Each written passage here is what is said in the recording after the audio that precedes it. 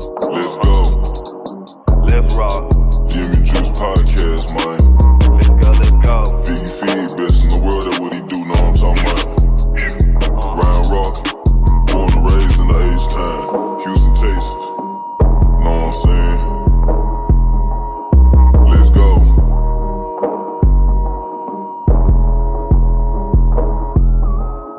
Let's go in the jacuzzi, smoking threats. I got my feet up. Cut them haters off, I told them beat it. I don't need you. Spend 50 racks in cash, but it's all good. I got my visa. This rolling got them staring at me like the Mona Lisa. My ghetto vacation. I beat it like a creature. She always like my sneakers. These Jordan 5 pink aces. Let's go. I'm knocking them down, back to back in the row. He really the one. They already know. So none of my chains go put on the show. Giving out gins, sipping my juice. Counting the beans, addicted to ends. Need to back in on whatever I do. We get it in on the daily. I get it rocking like this with the 80. We really 10 toe down on the pave. What's up? We about to see what they saying. Rockin' gym, vippin' juice. Rockin' gym, vippin' juice. Rockin' gym, vippin' juice. Rockin' gym, vippin' juice. Let's go. Gym, vippin' juice. Rockin' gym, vippin' juice. Rockin' gym, vippin' juice. Rockin' gym, vippin' juice. Go, let's go. What do you have to say to everyone if we still consider the Astros cheaters? Fuck y'all.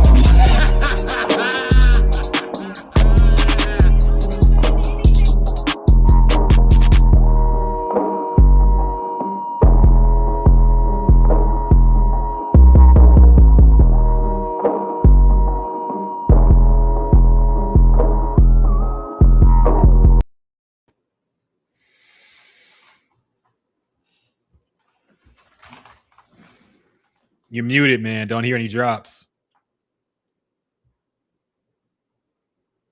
You still muted.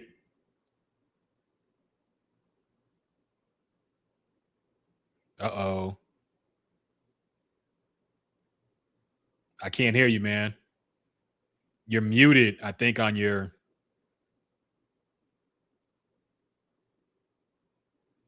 What the fuck? I can't hear you. It says you're muted on the... Oh, there you go. Can you hear it now? Yeah, I hear you now. All right. Can you hear the drops? Yeah. Oh, yeah. Oh, yeah. This look like money. This look like money, motherfucker. Money be green. Oh, it's such a beautiful. Oh, it's such a beautiful day. White boy, white boy. We some family men. We getting it paper. There we go. There we go. Technical difficulties, man. It's been a while, but we back at it. We getting back in the flow of things. Speaking of Rick Ross, though, we're not going to get into this probably in the album review. Of course, it's the special Drake edition of the podcast, ICEMAN, and 2 other albums, which we will not be discussing, really. We just gonna act like they didn't even release or drop or anything happened to them. But how do you feel about Rick Ross trying to what do you think his angle is here, man? He keeps talking about Drake. He's calling the albums whack, but then sometimes it feels like he's trying to open up things to working with him again, and like he'd be down with it if Drake like apologized or some shit with you. So what do you think Rick Ross's angle is here with the Drake stuff now? I think his angle is he wants to work with Drake again, man. I think he missed that. He know Drake he's still gonna be hot regardless, and I think he's missing that. So I think he's still gonna trying to apologize without making it seem whack. But what he's doing right now is whack. Look, I'm not losing respect for Rick Ross. Like, whatever respect I got for him is already there. It ain't going. I don't think this is making it worse, but it is making me look at him as corny. Like he did the verses. He took Drake's hook off and his verse off, but he had the crowd sing it.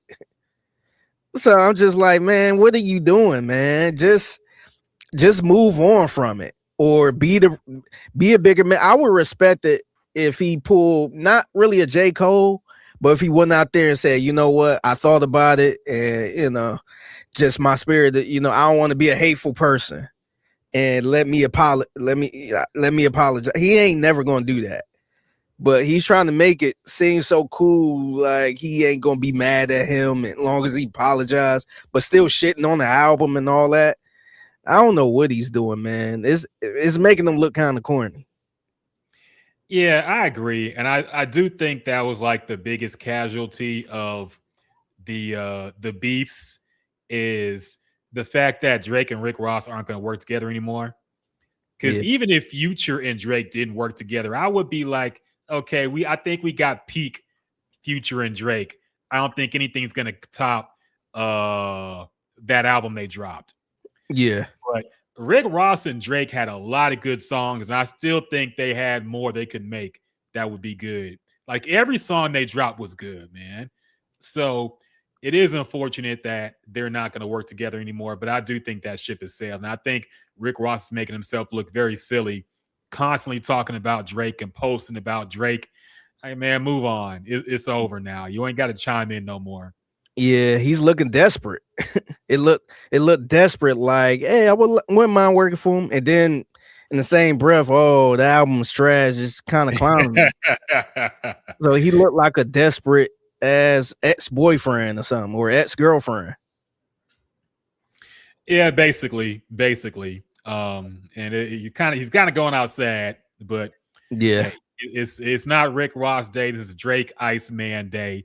Of course, Figgy Fig, Ryan Rockett back at it.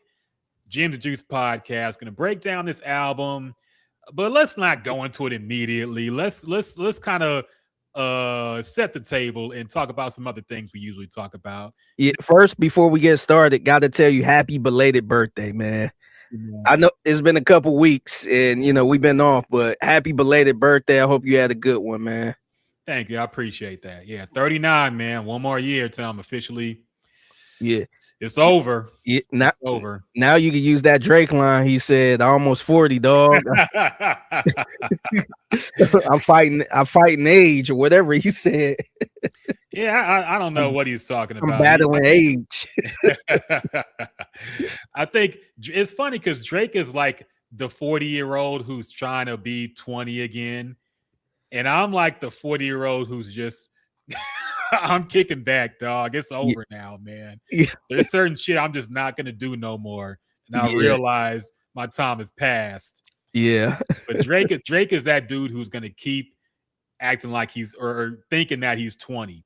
Yeah. And look, if you got the money, I can't blame him, but it's silly. How old are you, by the way? I'm 37. Oh, okay. You so I'm damn near right behind you. When's your birthday? October the 7th. Oh, yeah. So I'll be 38 this year. Okay. Yeah, but I'm with you. I kind of gave up on a lot of stuff. So I used to be big on trying to follow the latest fashion trends and all that. Now I got to a point where I'm like, I'm just dressing comfortable, or I'm dressing the way I want to dress. I just don't see myself trying to do what everybody else is doing, what's in. So that's how you know I'm getting old. I'm like, I ain't trying to follow what everybody else is doing. Yeah, no, 100%, man. I'm set in my ways. I'm not out here on the dating scene like I used to be, just going crazy. I'm like, man, if something comes in my life, it's meant to be. If not, I'm out the game, man. Like, fuck it. I might just spin the block on one of my old girls and be like, hey, let's try it again.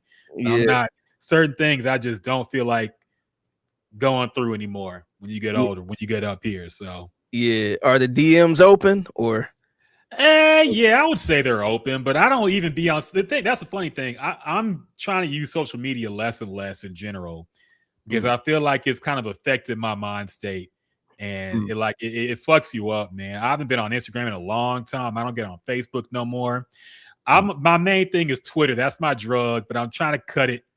Yeah, I'm trying to wean myself off of Twitter, because that's like probably the most negative out of all of them. Yeah. I think, but it's so much funny shit too. So you kind of want to check it, and that is like the best place to get breaking news.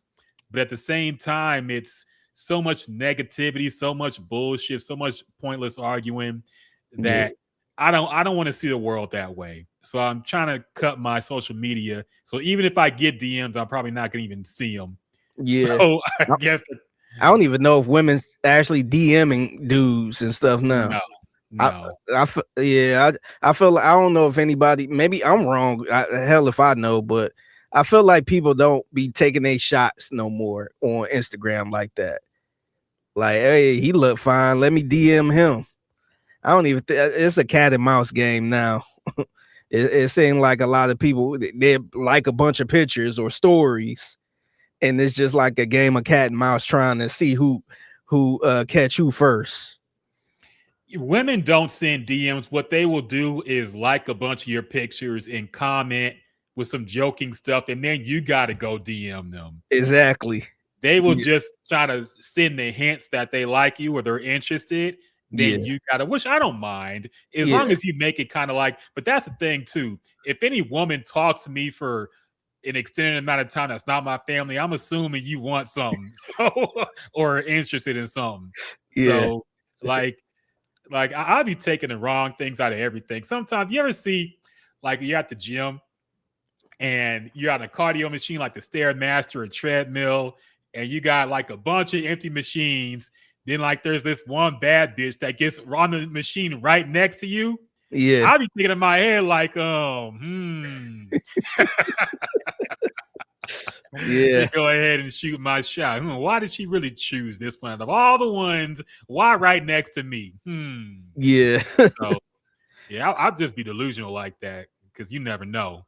Yeah, no, something like, man, they've been doing that shit since the beginning of the time, man. Even when I was single, man, there'd be a chick that be talking to you, think they interested in all that, and then next thing you know, they drop in, because my boyfriend. You like, wait, what? Like, why the fuck you so nice to me then? Like, you trying to get with me? But you know the dangerous thing about that is sometimes they're still looking for somebody, even if they got a boyfriend. Yeah. And they kind of like the fact that you don't care that they got a boyfriend. So, but me personally, I'm not a dirty macker. If I hear you got a dude, I'm backing off. I'm not going through the fucking boyfriend gonna try to come see me and shit. I'm not doing that. Yeah. But some women, actually a lot of women, I think, even when they're in a relationship, they're still shopping around. So yeah. I thought you was gonna go here with it. I thought you was gonna say some women, they try to be a little flirty to get shit, string you on, knowing they ain't about to give you a chance. Yeah. And if you try to step that line, I got a boyfriend. But hey, friend, we could go out to dinner, friend. We could go do this, friend, as long as you pay for it, friend. But once you cross that line, my boyfriend. Dog, this reminds me of, I was at University of Houston, and this shit pissed me off because there was this cute white lady who said she wanted to talk to me about some shit. I forget what the context was, but basically she wanted to meet up and talk and get a coffee or something. I'm like, usually white women ain't really into me like that. Usually I don't really pull white women. But this one girl, she seemed like she was interested. So I'm like, okay, yeah, we'll meet after at like 3 p.m. in a cafeteria or whatever. We'll meet up, have a cup of coffee, whatever. So I come there, dog. This bitch brings her boyfriend. And her boyfriend starts trying to sell me on, I forget what it was, some kind of timeshare bullshit or something. She was trying to sell me something, and she was right there. I'm like, what the fuck? Do you realize what you just did? Letting yourself, like the dude should be ashamed of himself. Like, you're using your girl as bait to try to sell some shit. Yeah. No, that would have straight pissed me off. It 100% pissed me off, man. I'll just told him, nah, man, I'm not interested, and I walked away. And that was it. They kept trying to keep me there. I'm like, nah, man. I don't know what y'all thought this was. I know what I thought it was, and since it's not what I thought it was, I'm leaving. Yeah, no, that's wild, man. That's a wild way to try to get some shit. A timeshare at that. So I forget, it was something they were selling that was some bullshit, and I was like, no, I'm not buying whatever you sell. I don't care what it is. That's crazy, man. No, that would have pissed me off. It was not only your boyfriend pull up, but y'all trying to sell me some bullshit. Yeah, it really pissed me off, man. So I'm like, yeah, for From now on, any white woman that approaches me that's all cutie and flirty, I'm kind of cautious now. Yeah. So, like, what are your intentions really? Yeah. No, that's crazy, man. So, but anyway, before we get into Iceman, quick NFL news. We do now have the Texans schedule. It was released via a Brian Cushing, kind of recreating him hitting him in the head with the helmet and all that shit. And like, okay, How you like the video? it was whatever. I thought, I thought it would be better considering that I think the Houston Texans social media is one of the better ones in the NFL. Especially like I like anime and they post a lot of anime shit. So I was really expecting like some anime type shit. But they went with the Brian Cushing, which I get. I mean, he's popular Texans player. Memorable moment when he hit himself in the head in that moment of roid rage and made himself bleed. So yeah, I was okay for what it was, but I think other ones, dog, Cleveland had a really good one. I like the Cleveland one. Yeah, I like that they went the Street Fighter route. Yeah. And by the way, we ain't talk about the trailer for it, but they went the Street Fighter route, and I liked it too. I felt like it was I know it's but so much they could do into it. I'm sure they put a lot into the production, but I just felt like it was a little bit bland. I kind of expect a little more punchlines, more funny stuff. And maybe it wasn't just funny to me, but the visual, I thought it was dope. It was a really good visual for it. Yeah, and the whole thing, I think if you knew what it was referencing, it's even funnier because there was actually a video about that back in the day when Street Fighter 2 just came out, I think on Super Nintendo or something, and there was like a video from like 92 or 93 with some white kid in the arcade talking about Street Fighter 2 and all the special moves you can do and all the cool combos. It's like the most 90s shit you'll ever see, man. It's so corny in the 90s. Like it's funny in how corny it is. Yeah. But it's like the most 90s video you'll ever see, man, with this white dude with the backwards red cap talking about how awesome this game is. Yeah. Like, all right. So yeah, that's what it was referencing. And it was pretty funny if you knew that. But if you didn't, you would think it was like, okay, it's kind of whatever. Yeah. I like the Cleveland one. The Atlanta one, Atlanta had a good one too. Yeah. The Cardinals had some shitty AI video that everybody's tearing apart. Yeah. So good for them. Yeah. How did you like the Chargers, the Halo? I'm not a huge Halo fan. Like I played a lot of Halo games, but I'm not like a huge Halo fan, especially not anymore. Yeah. But I thought it was cool. You know, I'm all for the nerd references. So yeah, it was all right. Yeah, the Colts had a good one with the Simpsons. I actually like that. I like that one. Hate to say it because of the Colts, but I like that one. Yeah. Unfortunately, nobody took shots at Mike Vrabel and Diana Rossini. Well, they did. A couple teams they took some shots in them in the Chargers one. Yeah, some lightweight. It was right. Yeah. Minnesota took a little light shot too at Rossini, pretty much. Because they played the Patriots and they did a whole food thing and they had their ingredients right there of what it took to make that food.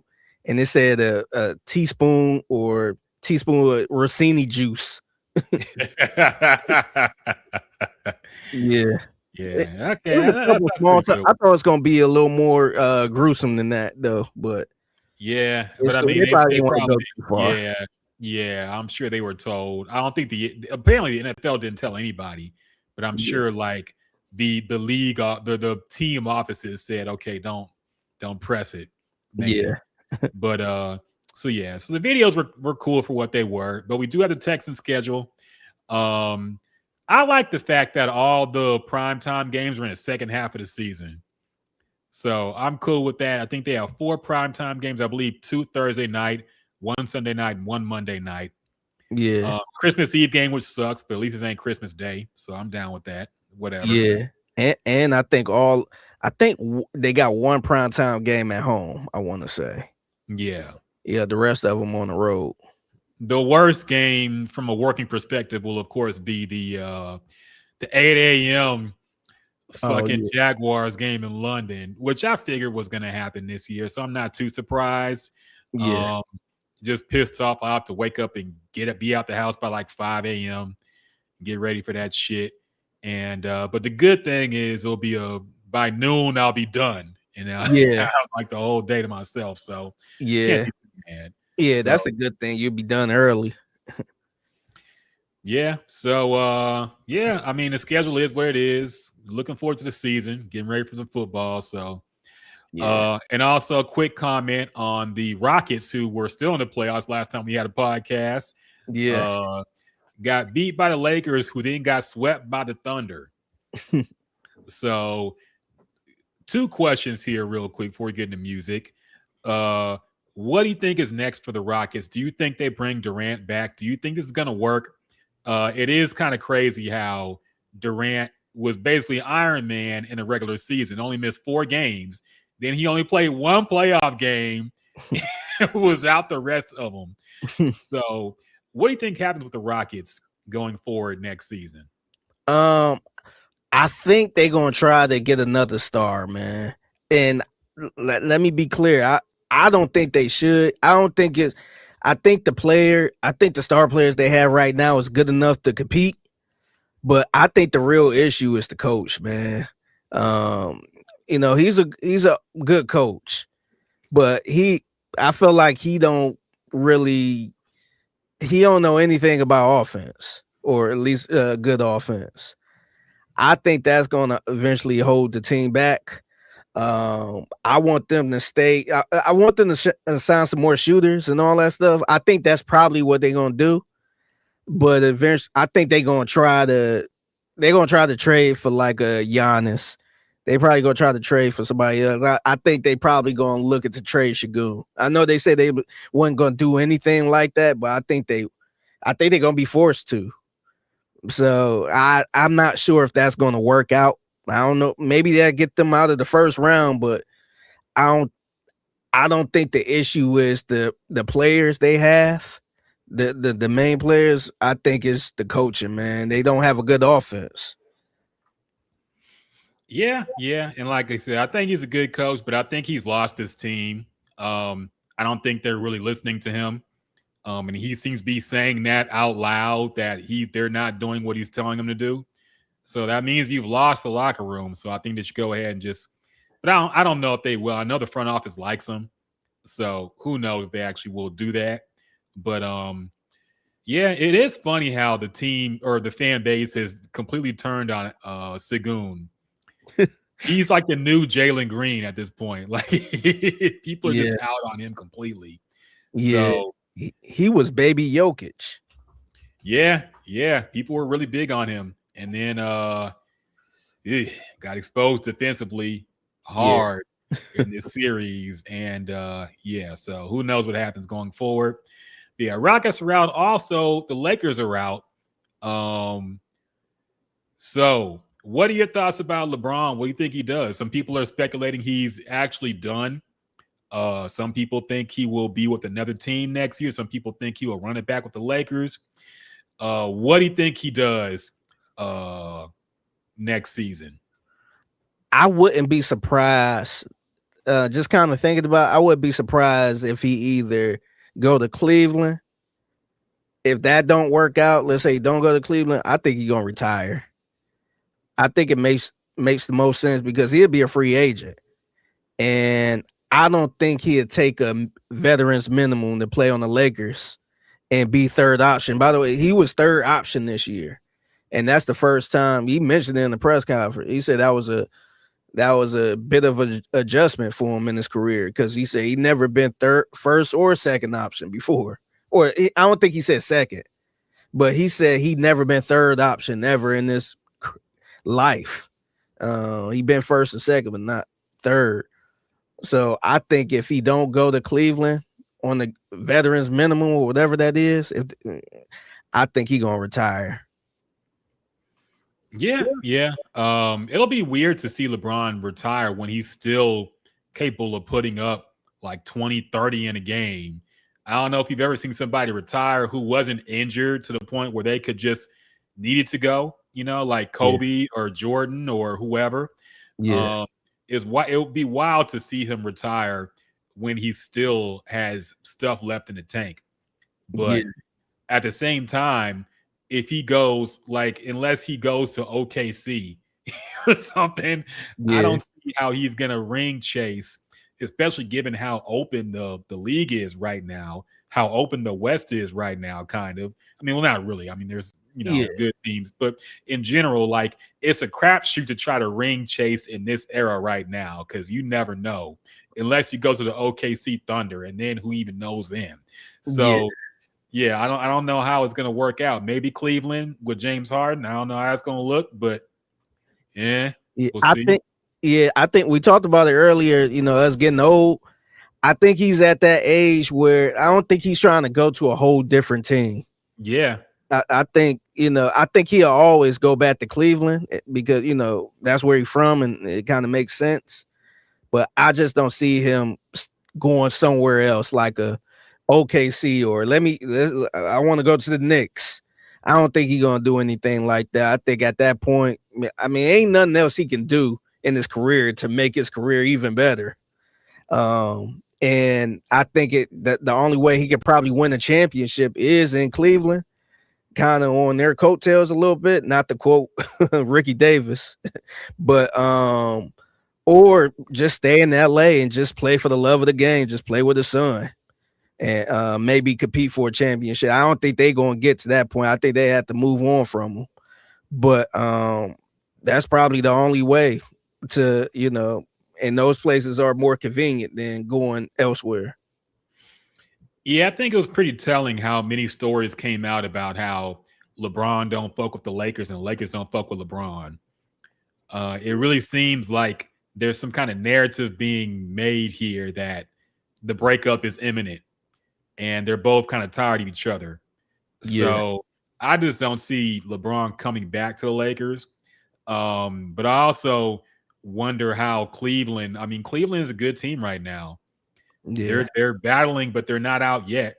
And if you bring LeBron James, will he be willing to take a back seat to their current star players now? Yeah. I mean, that's his team, man. That's Cleveland, the team he got a championship with. Yeah. So a lot of questions, man.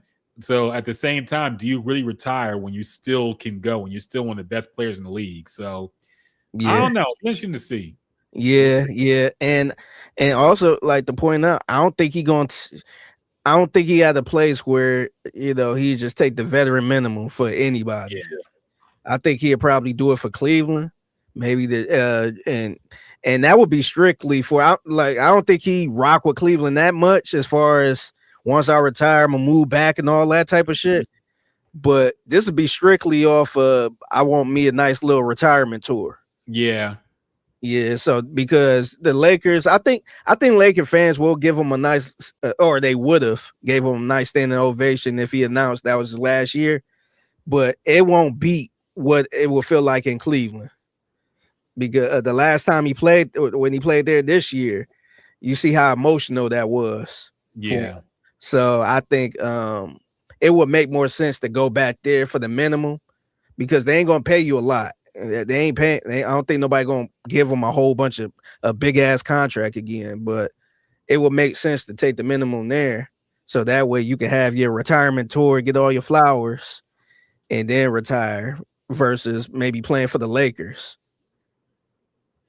Yeah, we'll see. I have to say, even though I'm not a big LeBron fan, it'll be sad the day he retires, man. It's going to hit different, man. I thought about that too. Like, I wasn't a LeBron hater or nothing, obviously, but I'm like, dang, it's like as much times I just said I'm tired of LeBron. I'm like, I'm gonna kind of miss that a little bit, man. He's one of the last like amazing superstar like that, like to that level. Like, I don't know if we could point to anything like that right now in this moment. I mean, you got Wemby, but I feel like that's maybe it's more sentimental to me because I remember when we got in the league and that's one of the last best dudes from that era out of the Dwayne Wades and the Melos and all that shit. Around that time, he's finally hanging it up. No, man, he got drafted in what 2004. Yeah. I was still in high school when LeBron James was drafted. Now I'm almost 40. I think he's the only player left who's older than me, who's still playing. And I think when the day he retires is like, man, I'm old. If he's now too old to play, shit, I'll feel super old. So yeah, just it's rough. just think about this too. Dwayne Wade retired in 2019. They was drafted in the same class. Yeah, and he was super washed when he retired too. Yeah, man. Dwayne Wade wasn't like. Early. Yeah, Dwayne Wade ain't retired early either. Mm-hmm. I think he had a decent. How long did he play? He played, I want to say like 16 years. Was it 16 years? Yeah, he played a nice long time, man. And it's funny how we just scoffing at 16 years and shit now, because they showed how long. I think they showed how long James Harden played. I think he kind of up there too. Mm-hmm. I'm like, damn, he played that long. Durant kind of up there. How old is Durant now? I think my age, 37, 38. Yeah, he's 37. Mm. Birthday in September, about to be 38. So yeah. Everybody getting up there, man. About to put the old dogs down like old Yeller. New age, new era. Yeah. Yeah, so he played in the league. I think James Harden played in the league for 17 years, man. Mm-hmm. And that's back then that was unheard of, man. Usually you get around that 13, 14, and the role players that wasn't that good, you might get them at 15 or 16, but they ain't really doing shit. And you got James Harden, you got Kevin Durant, they still playing at a high level. Yep. It's crazy.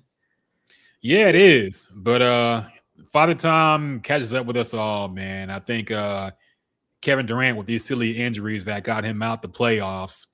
I mean, the craziest thing about LeBron is the fact that he's Teflon, basically. I know he talks about this toe injury that has really affected him and whatnot, but he hasn't missed a lot of games in general. I don't think has he ever missed a significant amount of playoff games because of injury? Has he even missed one? I assume he's missed one at least in 23 seasons, but I can't remember him ever being out for a game in the playoffs. Yeah. So, I don't remember either. Rare breed. LeBron James never missed a playoff game in this entire career because of injury.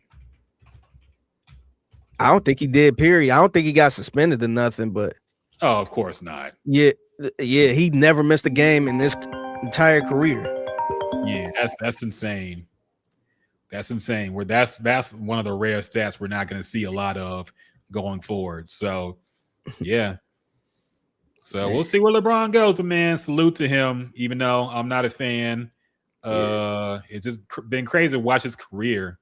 Throughout my whole young adulthood to now. So yeah, I'll be sad when he retires, man. Whenever you get a chance, watch like his first or second year in the league. He looked totally different playing. Yeah. Like just his whole style. I know he was young and stuff, but his athleticism was insane, man. He would jump from damn near the 3-point line and dunk the shit. And just even the dunks, and it kind of reminded me like, damn, that's why we were so pissed he didn't get in the dunk contest. Yep. just the shit he was doing in game. Yep. I'm like, damn. So I know a lot of people complain about LeBron, but it made me stop complaining when I see his old shit. Yeah. Like I said, back at 04, 05, 06, that stretch. Like, damn, that shit. He was on another level. I felt like we didn't appreciate that. Yeah, because all that mattered was championships, And I think the fact that he hyped himself up to be the next Jordan made people a little more critical of him. But his athleticism was insane, man. I do think we kind of took that for granted after a while. But young LeBron was just a monster physically. Yeah. Yeah, we're not going to see a whole lot of that. Bravo on Twitch. What's up, Bravo? Bravo. Glad you joined us. I feel like it's been a minute since you've been here, man. We've been we took a little hiatus and all that, but we back to talk about this Drake album. Yeah, of course we had to link back up and talk about Drake. And speaking of which, we might as well just jump into that now, man. It's been 30 minutes. Yeah. Let's go ahead and break down. So, for those who don't know, Drake surprised everybody.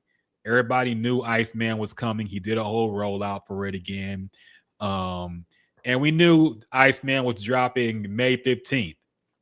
What we did not know is that he was going to drop 2 other albums along with Iceman, albums titled Maid of Honor and Habibti.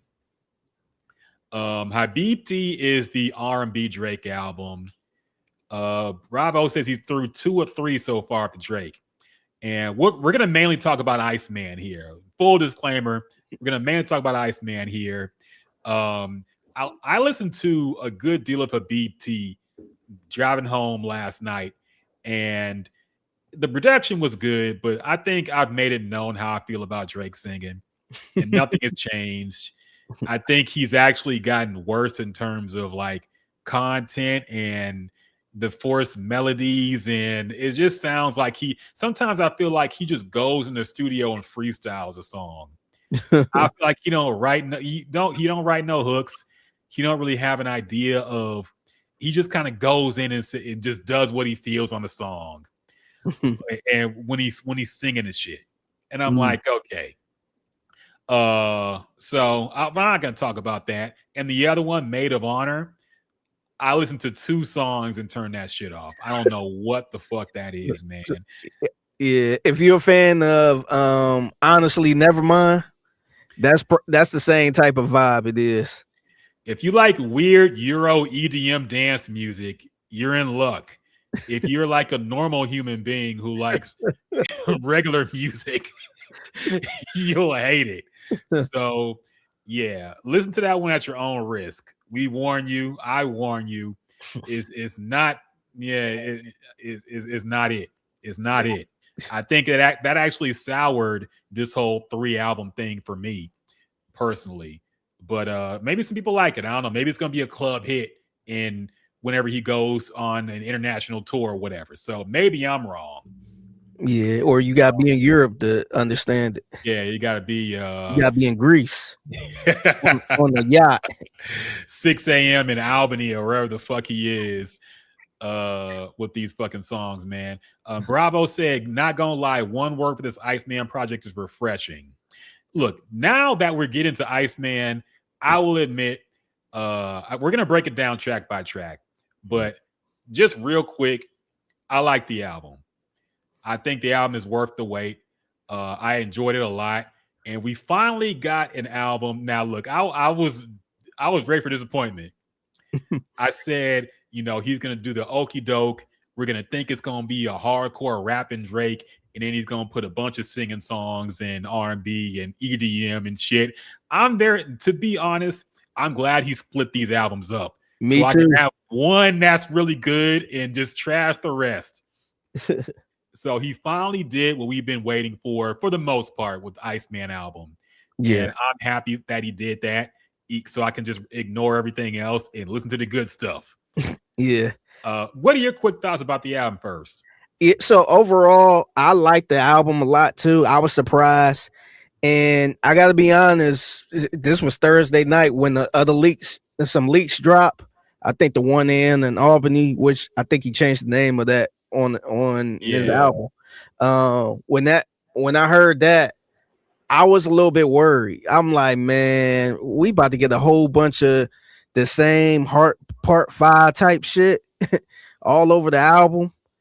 And I'm just like, man, I'm cool. And I thought that song was good. But I'm like, man, we about to be going through this shit again. So it kind of scared me. But once I listened to the album overall, I think this is some really good rapping from Drake, man. I appreciate it that he kept it on one album, because he finally gave us that rap album. Not the album that's just a pop album with a bunch of rap songs and all that shit. He gave us one of those. But I guess overall, I ain't gonna lie to you. I felt like it seemed like it was a little bit sad, but I kind of wanted this because I've been wanting that Drake to be vulnerable, that grown type of album. And he was doing a lot of reflecting on there, but to me, it just seemed like he was. I kind of got a little sad from him, man. It seemed like he was doing a lot of just sad reflecting. But overall, man, I thought this was really good. I have a lot of songs I like on here, which is very rare for a Drake album. Same here. Yeah, so I thought it was pretty good. I kind of had an issue with him still addressing Kendrick.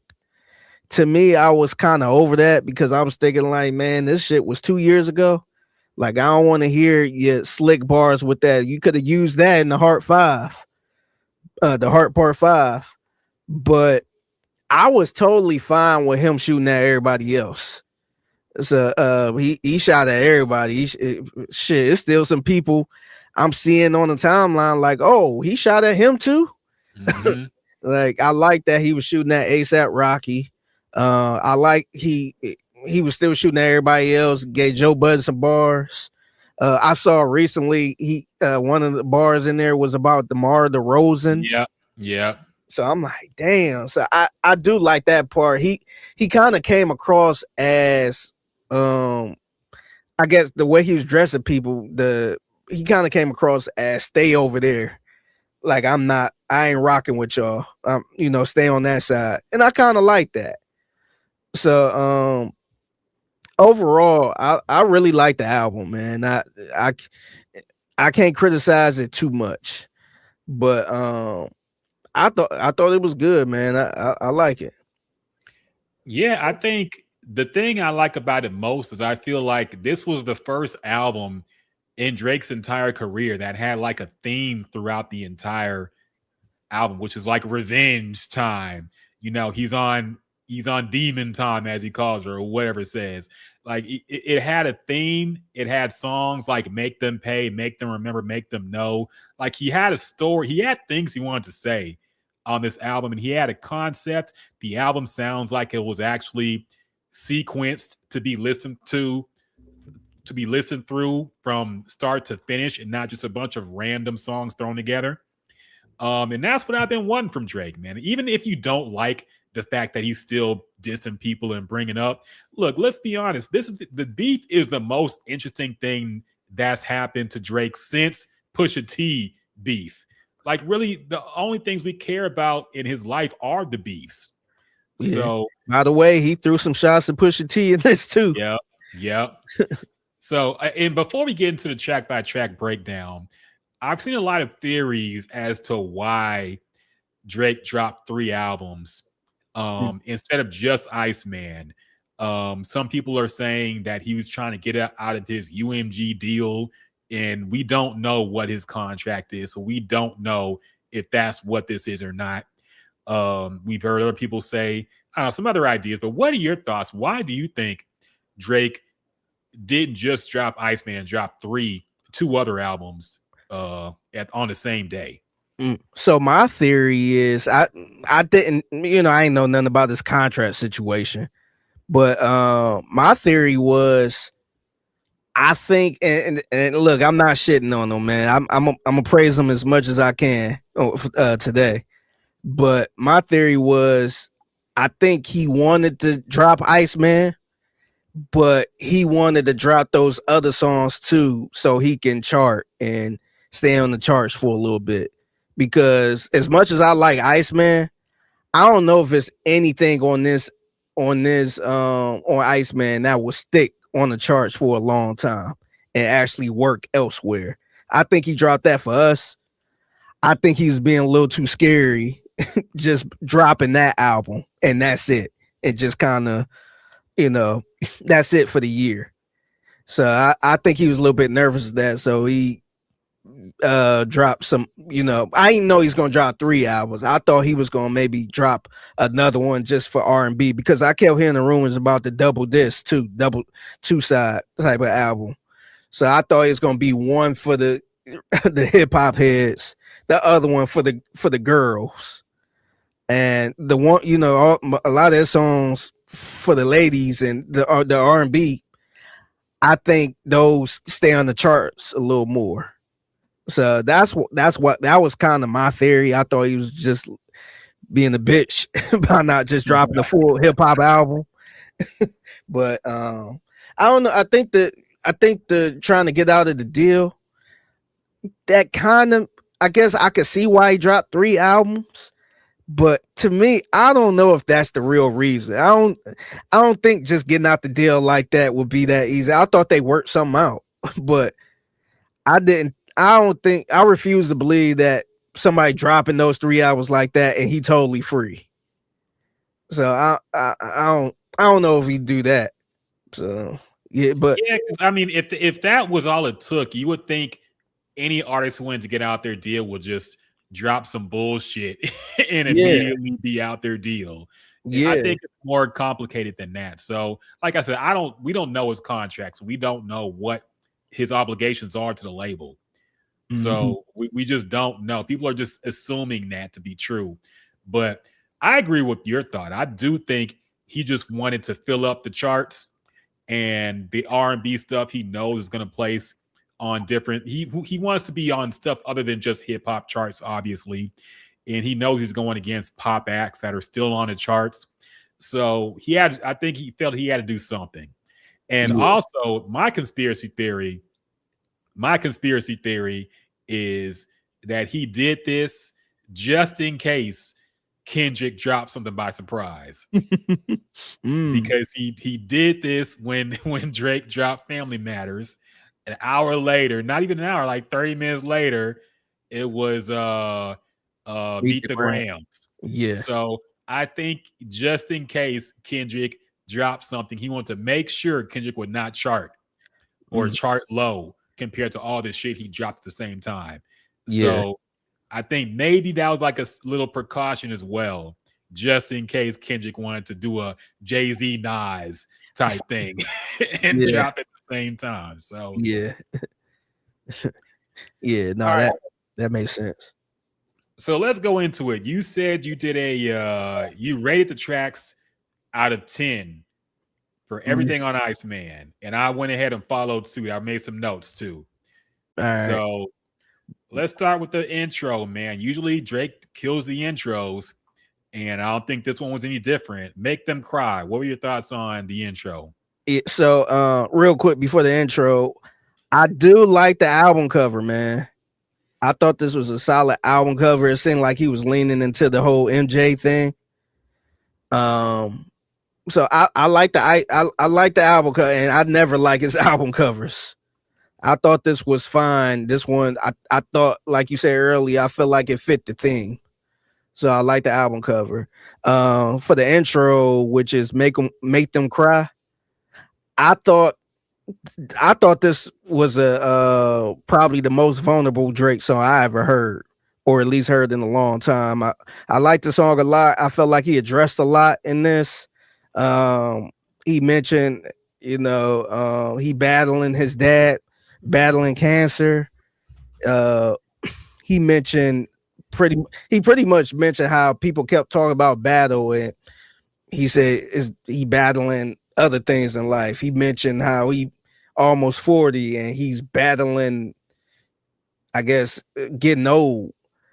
So I felt like this was a really vulnerable track for him, and this all what we wanted, man. I thought this was a good track. It did kind of sound a little sad, and I mentioned that I felt like this was kind of sad, but maybe this is his way of just kind of going through how everything went the last couple years. But I thought it was a 10 out of 10, man. I had no issue with this first track at all. It was a 10 out of 10. I had an 8 out of 10. I liked it. The beats were good. I just thought it was all right. I think he's made better intros, but I do think it set the theme for the album. It did its job as an intro. Yeah. And I liked it. It's not a song I'll probably go back to a lot. But I did enjoy it. Your thoughts on the album cover? I have mixed emotions about it. The whole Michael Jackson thing he's doing with it, and I know part of it is a play on the disc that Kendrick dropped on Euphoria when he said Prince outlived Mike Jack, and then Drake kind of went back at that. But also the fact that he's going to very likely surpass Michael Jackson in #1 Billboard hits with this album. He is tied with him currently, and when the first week sales are out, I'm sure he will finally get that. So he's kind of making a homage to that. My issue is he seems to be sneak dissing Michael Jackson, and at the same time bigging him up. So I'm kind of confused as to where he stands on Michael Jackson. Like, are you a fan of his, or are you an op? How do you really feel about Michael Jackson? And I have to remember in Family Matter or The Heart Part 6, when he tried to say that, oh, Kendrick's actually Michael Jackson because Kendrick wants to be white. I'm like, wait a minute. So now you think Michael Jackson wanted to be white? So that is a good point. So it's like, are you sneak dissing? And the second part of problem I have, maybe I'm talking about this a little too early, but I'll just air it out right now. So Drake's issue with Kendrick is botted streams, and basically he got fake streams and fake #1s and all that stuff, and all that stuff was fake and it didn't count. But at the same time, he's hyping himself up for surpassing Michael Jackson in #1s, mainly through streaming, which Michael Jackson did not have when he was making hits. So my question is, it can't be both. It has to be either streams matter or they don't. And if they do matter, then you can't discount Kendrick and say his shit's fake. They're all fake, man. You think like Drake knows they had the bot farms were running for him too. Yeah. That's the main thing that annoys me about the Michael Jackson stuff. It's like, you can't have it both ways and hype yourself up for surpassing him at the same time shit on Kendrick for the streams. Because you're only surpassing Michael Jackson because of streams. Yeah. Nobody's buying. I like ICEMAN. I'm not paying $9.99 for ICEMAN. I have it on my phone already. So it's not.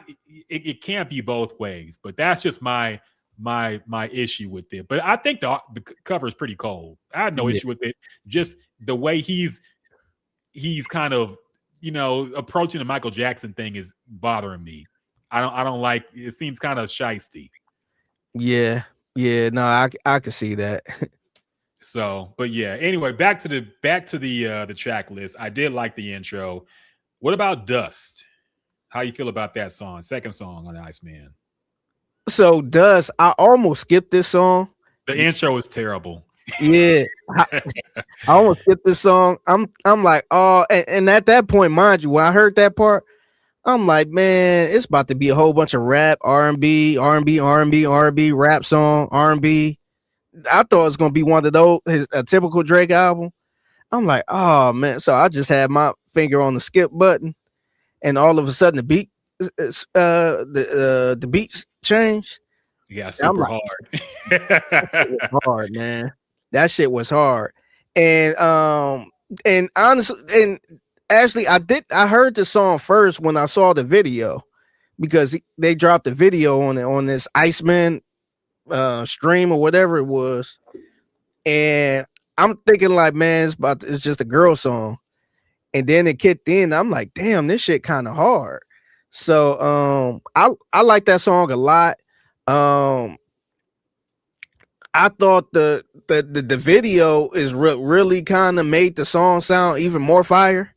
I don't know if you've seen the video, but a comedian was in this video too. What's his name? Shane Gillis. Yeah, the white guy. Yeah, Shane Gillis was in the video, which I was kind of surprised at. And then in the front seat, you had his son, Adonis. Yeah, his son, and I didn't even realize that was his son until I started looking at the comments. But I thought the video made the song even fire. It was pretty much Adonis and some other kid in the front seat of a cop car, and Shane Gillis, who was playing a cop in it, was in the back seat. just locked in. I guess they locked him in the car or something, and Mhm. some little kids was driving. I thought that video made that song even more fire, man. So I like that song a lot. That's currently my favorite song on there. Okay. Yeah, so I gave that song a 10 out of 10 as well. So I'm like, man, he's off to a good start. This is really good, like 2 fire songs. So I was feeling kind of confident after that one. I think I'm a little harder on this album than you are, but I do like the album. I did 7 out of 10 just because I didn't like the intro. I think if you cut that out, the beat switch is cold, the beat is hard. I do like that it sounds more of a experimental Drake and not just the typical Drake rapping over 40 beats that and we get that here too. Yeah. But I did like that it's like, okay, it sounds like a reinvigorated type of Drake after the beat switched. But at the beginning, I hated that part. So yeah, it was kind of okey doke that I just didn't like. But 7 out of 10, I did like the beat switch. If it was only the second beat, I would have it probably like a 9 out of 10. But that intro took it down a couple. What about Whisper My Name, third track?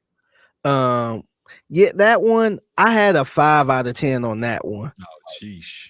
Yeah, I thought it was cool. It wasn't bad rapping, but that's something I wouldn't go back to. I agree. I had 7 out of 10 on that one. It was okay. I didn't want to skip it when I heard it, but it's also, kind of felt, I could go without it. Yeah. Janice, STFU. You think about that one? I had that one a 7 out of 10. I actually like the song, man. I think it's a good song. And again, man, you probably have a theme on this one. I thought it was good rapping. Yeah, I liked it too. I like the beat. I like the repeated Janice shut the fuck up kind of annoyed me after a while. Yeah. But I like the beat. I thought he delivered on the track. So I had 8 out of 10. I like the beat a lot. The production on this album in general is really good. There's a few songs I don't like, and we'll get to that right now. Yeah.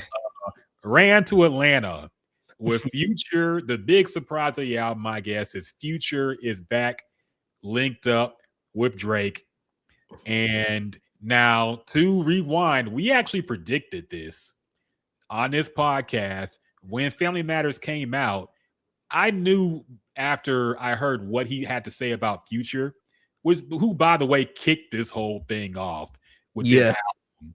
I knew from the light, not even jabs that Future got from Drake. It was more just disappointment. Yeah.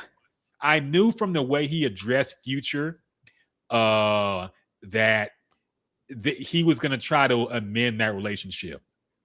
I knew he was going to try to link back up with Future. I knew that they were going to probably work together again. Out of everybody that was involved in this whole diss thing, I knew that they were going to link back up. I don't know if you saw Metro Boomin tweet on, but he's kind of pissed.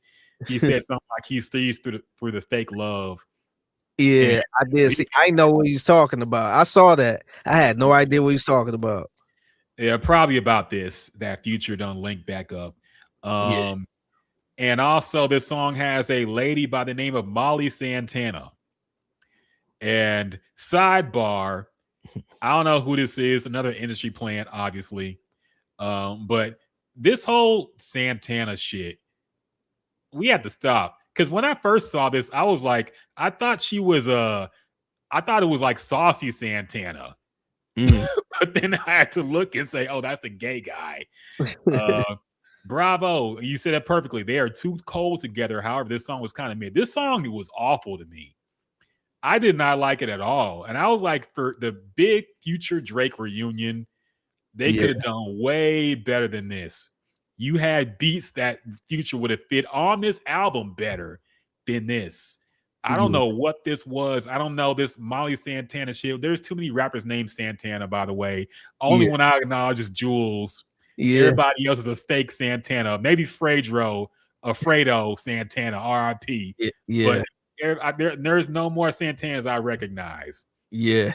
What are your thoughts on Ran to Atlanta? Yeah, I didn't care for this one, man. But it was a clear message that just by the title of the name and having Future on it, uh, this was aimed towards Kendrick. Yeah. Just by saying the title. But I agree with Bravo on this, man. I thought it was gonna be way better than this. This is, to me, I think this is probably in the running for one of the worst songs on here. And that's wild to say with with Drake and Future. But I got a 3 out of 10 on this one. Yeah, I think I had like 5 out of 10. I thought this song was terrible. Not much else to say. Yeah, they deserved to do. They really should have done better on this one. And really as well, another low lights of the album. Could have kept that one off, or put it on another album that I didn't listen to. This should have been on Maid of Honor. This should have been just ignored it. This should have been just been a leak. Yeah. Shebang is the next song. What do you think about Shebang? I actually like Shebang, man. I like the flow of this. I like how he got Takeoff in the ad libs. Yeah. It was crazy because I didn't think of this listening in real time, but I did see somebody on Twitter talk about how insensitive he was for having Takeoff do his ad libs on his song right when Drake said shot to the head. And then you had the ad lib saying "Mama" from Takeoff, and it was so insensitive because he was shot in the head. He was shot in the head. So I thought that was kind of I thought that was a little bit of the stretch because I don't think he never dissed the Migos. So I just thought that was kind of a little bit of a stretch. But now I'm reading the lyrics. I think that was somebody, and by the way, sidebar again, I think some people are looking too hard into reasons to hate Drake for this album. Yes. I think people are digging too deep, and you could just, now, this is a general problem I have with society now, so I'm going on a little tangent, but it's okay to just not like stuff. I think people are obsessed with having like a moral reason to hate somebody or a moral reason to hate music. You could just not like it. And this is one of those cases, because I'm looking at the lyrics right now. He said, "All of my ops, they dead. Why do they gas me up? Where does it go? My head, mama." That's not saying somebody got shot in the head. He's saying when people gas him up, it goes to his head. Yeah, somebody got shot in the head. Exactly. That's why I'm like, man, like I feel like y'all doing too much.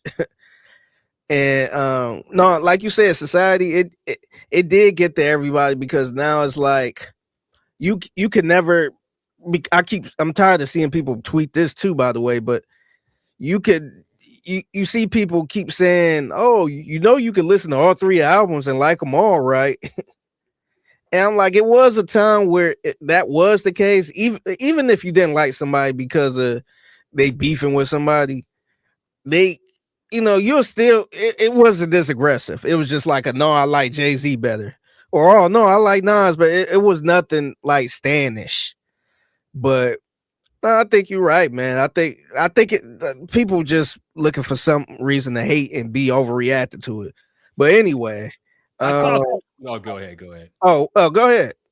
I saw some lady had an issue because of the line he said about Cherokee, I think it was, and Cherokee the Ass and Sky Black were the 2 black porn stars. He said something about looking at Ebony in I forget how the bar went, but something about how he had him at his crib while he had looking through Ebony on some site or whatever.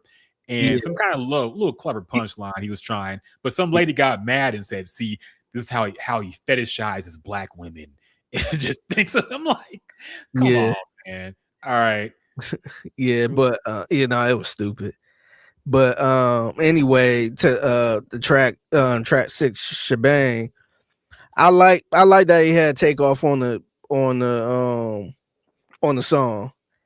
It made me think though, This song, and I don't think you would probably ever get a Migos song again, but I felt like this would have been a perfect song for the Migos, man. It sounded like a Migos song. I would have thought they had something to do with it, but I thought the song was cool. But I gave that song a 7 out of 10. I think I did 8 out of 10. I like the song. I like the beat. Something I'll probably go back to when I run back the album. I like the beat, like the song, like the flow on it. I thought it was all good. So yeah, I have no issues with Shebang. Next up, Make Them Pay. I did like the Denise Williams sample on this one. It felt like a real hip hoppy, some real samples back in the game. But what are your thoughts on the song itself? This is one of the, of course, diss songs, kind of shooting at everybody. What were your thoughts on it? I thought it was good, man. This is another good 10 out of 10 song for me, man. It's kind of up there with the intro. It felt like he was very vulnerable in this one, and I like it. I felt like I meant to say this a little earlier in this album. When I mean vulnerable or just kind of talking about what happened the last 2 years, it don't sound like he is accepting defeat, but it do seem like it do seem like it kind of affected him a little bit. And he had never said or anything like that, but it seemed like to me this is kind of similar to the intro a little bit, where just kind of being vulnerable, what happened, doing the shots and all that. So I like this song a lot. I gave this song a 10 out of 10. I was a little harsher, man. I didn't like the punchlines on some of these. And that's a problem I have with a few of these songs. I think Drake is talented and I think he has good wordplay. But I do think this forced punchline shit he does. Bravo says he's not accepting defeat at all. I mean, I don't think he's accepting defeat, but he is making it known that the beef did change him and how he views people. But of course, he's not going to say Kendrick whooped his ass. Of course he's not. So yeah, he ain't never going to say I lost that one. Yeah, but he is. You can tell just how he's he's pretty much calling Kendrick out still for the last song. Talking about a lot of that stuff was cap, and you could tell it really affected him in a way where he won't ever admit he lost, because I feel like if he thought he won, I don't know if he'd be talking like this. He'd be a little more cocky. But yeah, I think it kind of gave him a new perspective. It seemed like, which I thought it was a good thing because we got some good raps. Yeah, and I think that what seems like him being vulnerable is him kind of admitting that the betrayal is what hurt him.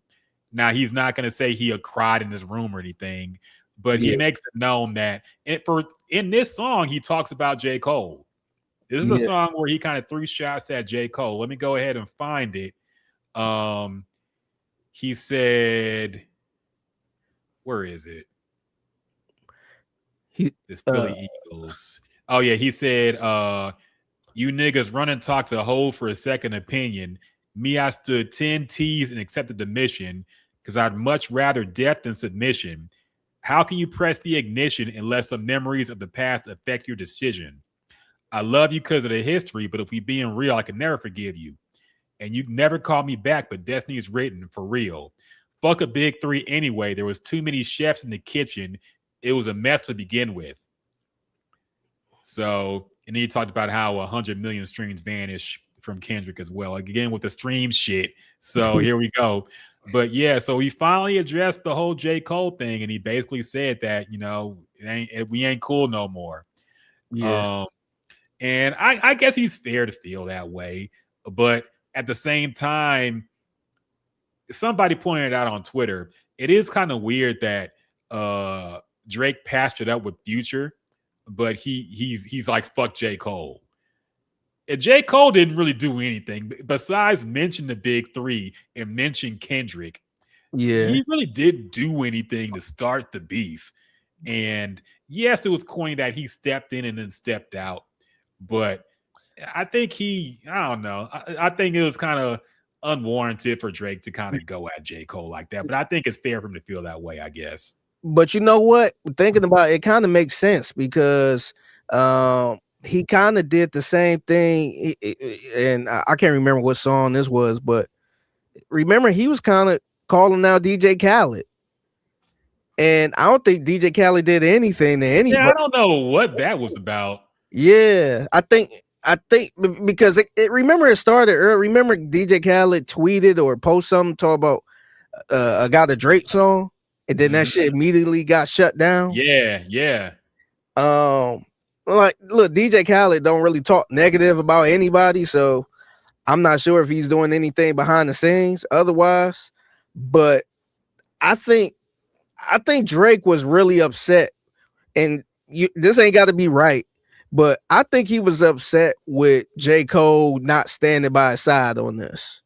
I think he was kind of expecting J. Cole to, stand tall next to him, and J. Cole pretty much said, "Nah, I'm cool." Like he probably told him, "Don't put me in this shit." Like, nah, I ain't doing nothing. I'm staying out of it. DJ Khaled, even during that time, he never said anything, or it seemed like he didn't take a side. Well, I'm not saying like it looked for sure he didn't take a side. He was kind of quiet on it.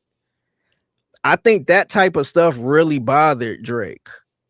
And that's you can feel how you feel about it. I think it's kind of wrong that he put everybody else, if you were with him, you against them type mindset.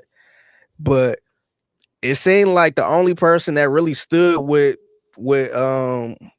Drake at the time was 21 Savage. And 21 Savage was on the album. So I think Drake was probably upset that he didn't return his call and backed out of it. And it seemed like, and this too, maybe it could be a coincidence, but it seemed like he's not really rocking with Lil Baby like that. Because I seen some stuff too, some reports how I guess now Lil Baby is trying to be a part of OVO, or because remember he took a picture and there was an owl in the back or something like that. And people was calling out how, oh, now you saying something. So I think Drake is really looking at people like, nah, if you backed out of it or you ain't hit me up during this time when I was going through some real hip hop beef type shit, then I ain't fucking with you. So I think that's one of those cases. Yeah, I think with J. Cole in particular, I think the thing that annoyed him the most wasn't just the backing out, but it was the expressing love for Kendrick when he backed out. And then after the beef escalated, he still expressed love for Kendrick after Not Like Us came out. And I think that's what really got at Drake, because it's like, okay, this dude called me a pedophile and you saying you still got love for him. So that's probably what annoyed him the most, him playing both sides. Drake is a man of extremes, I think, after this beef. Either you're with him or you're against him. And the people who played neutral or didn't want to upset either side, I think he cut them all off. Yeah. So no more OVO parties, no more all this shit you cut off. Unless you were on my side, riding with me through thick and thin, you're out. You're the enemy now. And look, I know this is the wrong time to do it because we praising Drake a little bit, but it's kind of like a white high school girl. Just if Sally's not with, I don't like Sally. If you're cool with Sally, like you got to come over to me. If you don't, you're against me. That he kind of got that mindset a little bit, because I wouldn't have an issue if you stay neutral. Like, this ain't your beef. If you ain't part of it, I'm not about to be mad at you when you try to step back a little bit. But damn, man, I would be mad at those people. Like I don't know. I'll run some defense for Drake here. I'll run some defense here. I understand what you're saying. I think if you're Drake and you invite these people to parties, you got them gifts, you bought them rollies or whatever, you hooked them up, you did features for them for free or for the low. And we've heard of him, Game talked about how he did the feature and the video for him for free. I'm sure he's done that for a lot of people he considered his friends. If you did all that for somebody and then they want to play both sides when shit gets real with the beef, that's when I'm like, all right, I can understand him being pissed at that. Now, if it was somebody he was just like casually kind of cool with, that's extreme. But if it's somebody he did stuff for and bought stuff for or did favors for, because Kendrick is an introvert, man. He ain't doing a lot of favors for everybody. And if you're playing neutral just to appease your fans or whatever, or maybe because the industry is riding with Kendrick, that you're going to, not openly ride with Drake or kind of play both sides, I can see why he's like, all right, fuck it. If you're going to play like that, then you're the enemy too. So I get it. Yeah. And I also think part of it too was it wasn't just a small little artist that's going back and forth. This is one of the bigger artists. On top of it wasn't just a regular rap beat. He was calling you a pedophile, man. Yeah. And made a hit song out of it. And you got some people that was dancing to it. And I just felt like he got to the point where he couldn't trust anybody. Like some of the people he was cool with was siding with Kendrick. And I know SZA is on the same label as Kendrick, but somebody he used to hang out with maybe dated her. I don't know, but he had the songs with her and all that stuff, had a relationship with her, and she dancing not like she, I know they in the same camp, but you just seen so many different people you thought was cool was siding over, going over there, taking Kendra's side. And then the other people you thought you had a good relationship, they ain't even side with you. They just taking a step back. So I think all of that part make it worse. Now, if this was a thing where Kendrick and Drake was going at it and nobody took either side and just stayed neutral, then I don't think Drake would have that big of an issue. But for the simple fact, it just seemed like everybody that was close to you got away from you, even if they didn't side with Kendrick and dancing and not like us. The other people still got away from you because they took a step back because they don't want nothing to do with it. It's like both of them got in the fight, and some people said, "Yeah, Kendrick beat his ass," and the other people just like, "I ain't got nothing to do with it." You ain't got nobody. So I think the only person, and you could tell because the people on this album, the only person he stood with the whole time was 21 Savage. That was the only person. And apparently Future and Drake's beef wasn't that big of a beef because they got that together. But I think Drake is just kind of like, no, fuck everybody. I'm in this bitch on my own, or the people that stuck with me. Yeah, no, I agree. Bravo said, you on point, Figgy, but I think it's more of the fact that he was getting called a PDF on every world stage for 6 straight months. He realized he's too old to have all these friends and nobody stand up. Yeah, and that's like a harsh lesson, I guess, Drake learned, but it's one of the most obvious lessons you learn in Hollywood and in entertainment, period. People are fake. People are fake. They don't stand for nothing. They go to wherever the hot thing is. And Drake was a hot thing for a long time. Then Kendrick came and became the hot thing, and everybody jumped on his side. So that's just how the entertainment world works. Yeah, and I think Drake truly believed these people were his friends because he did stuff for them, and ultimately they don't care about nothing but what lines their pockets. So yeah, it is where it is, man. Yep, and that's the same thing Meg went through and is probably still going through.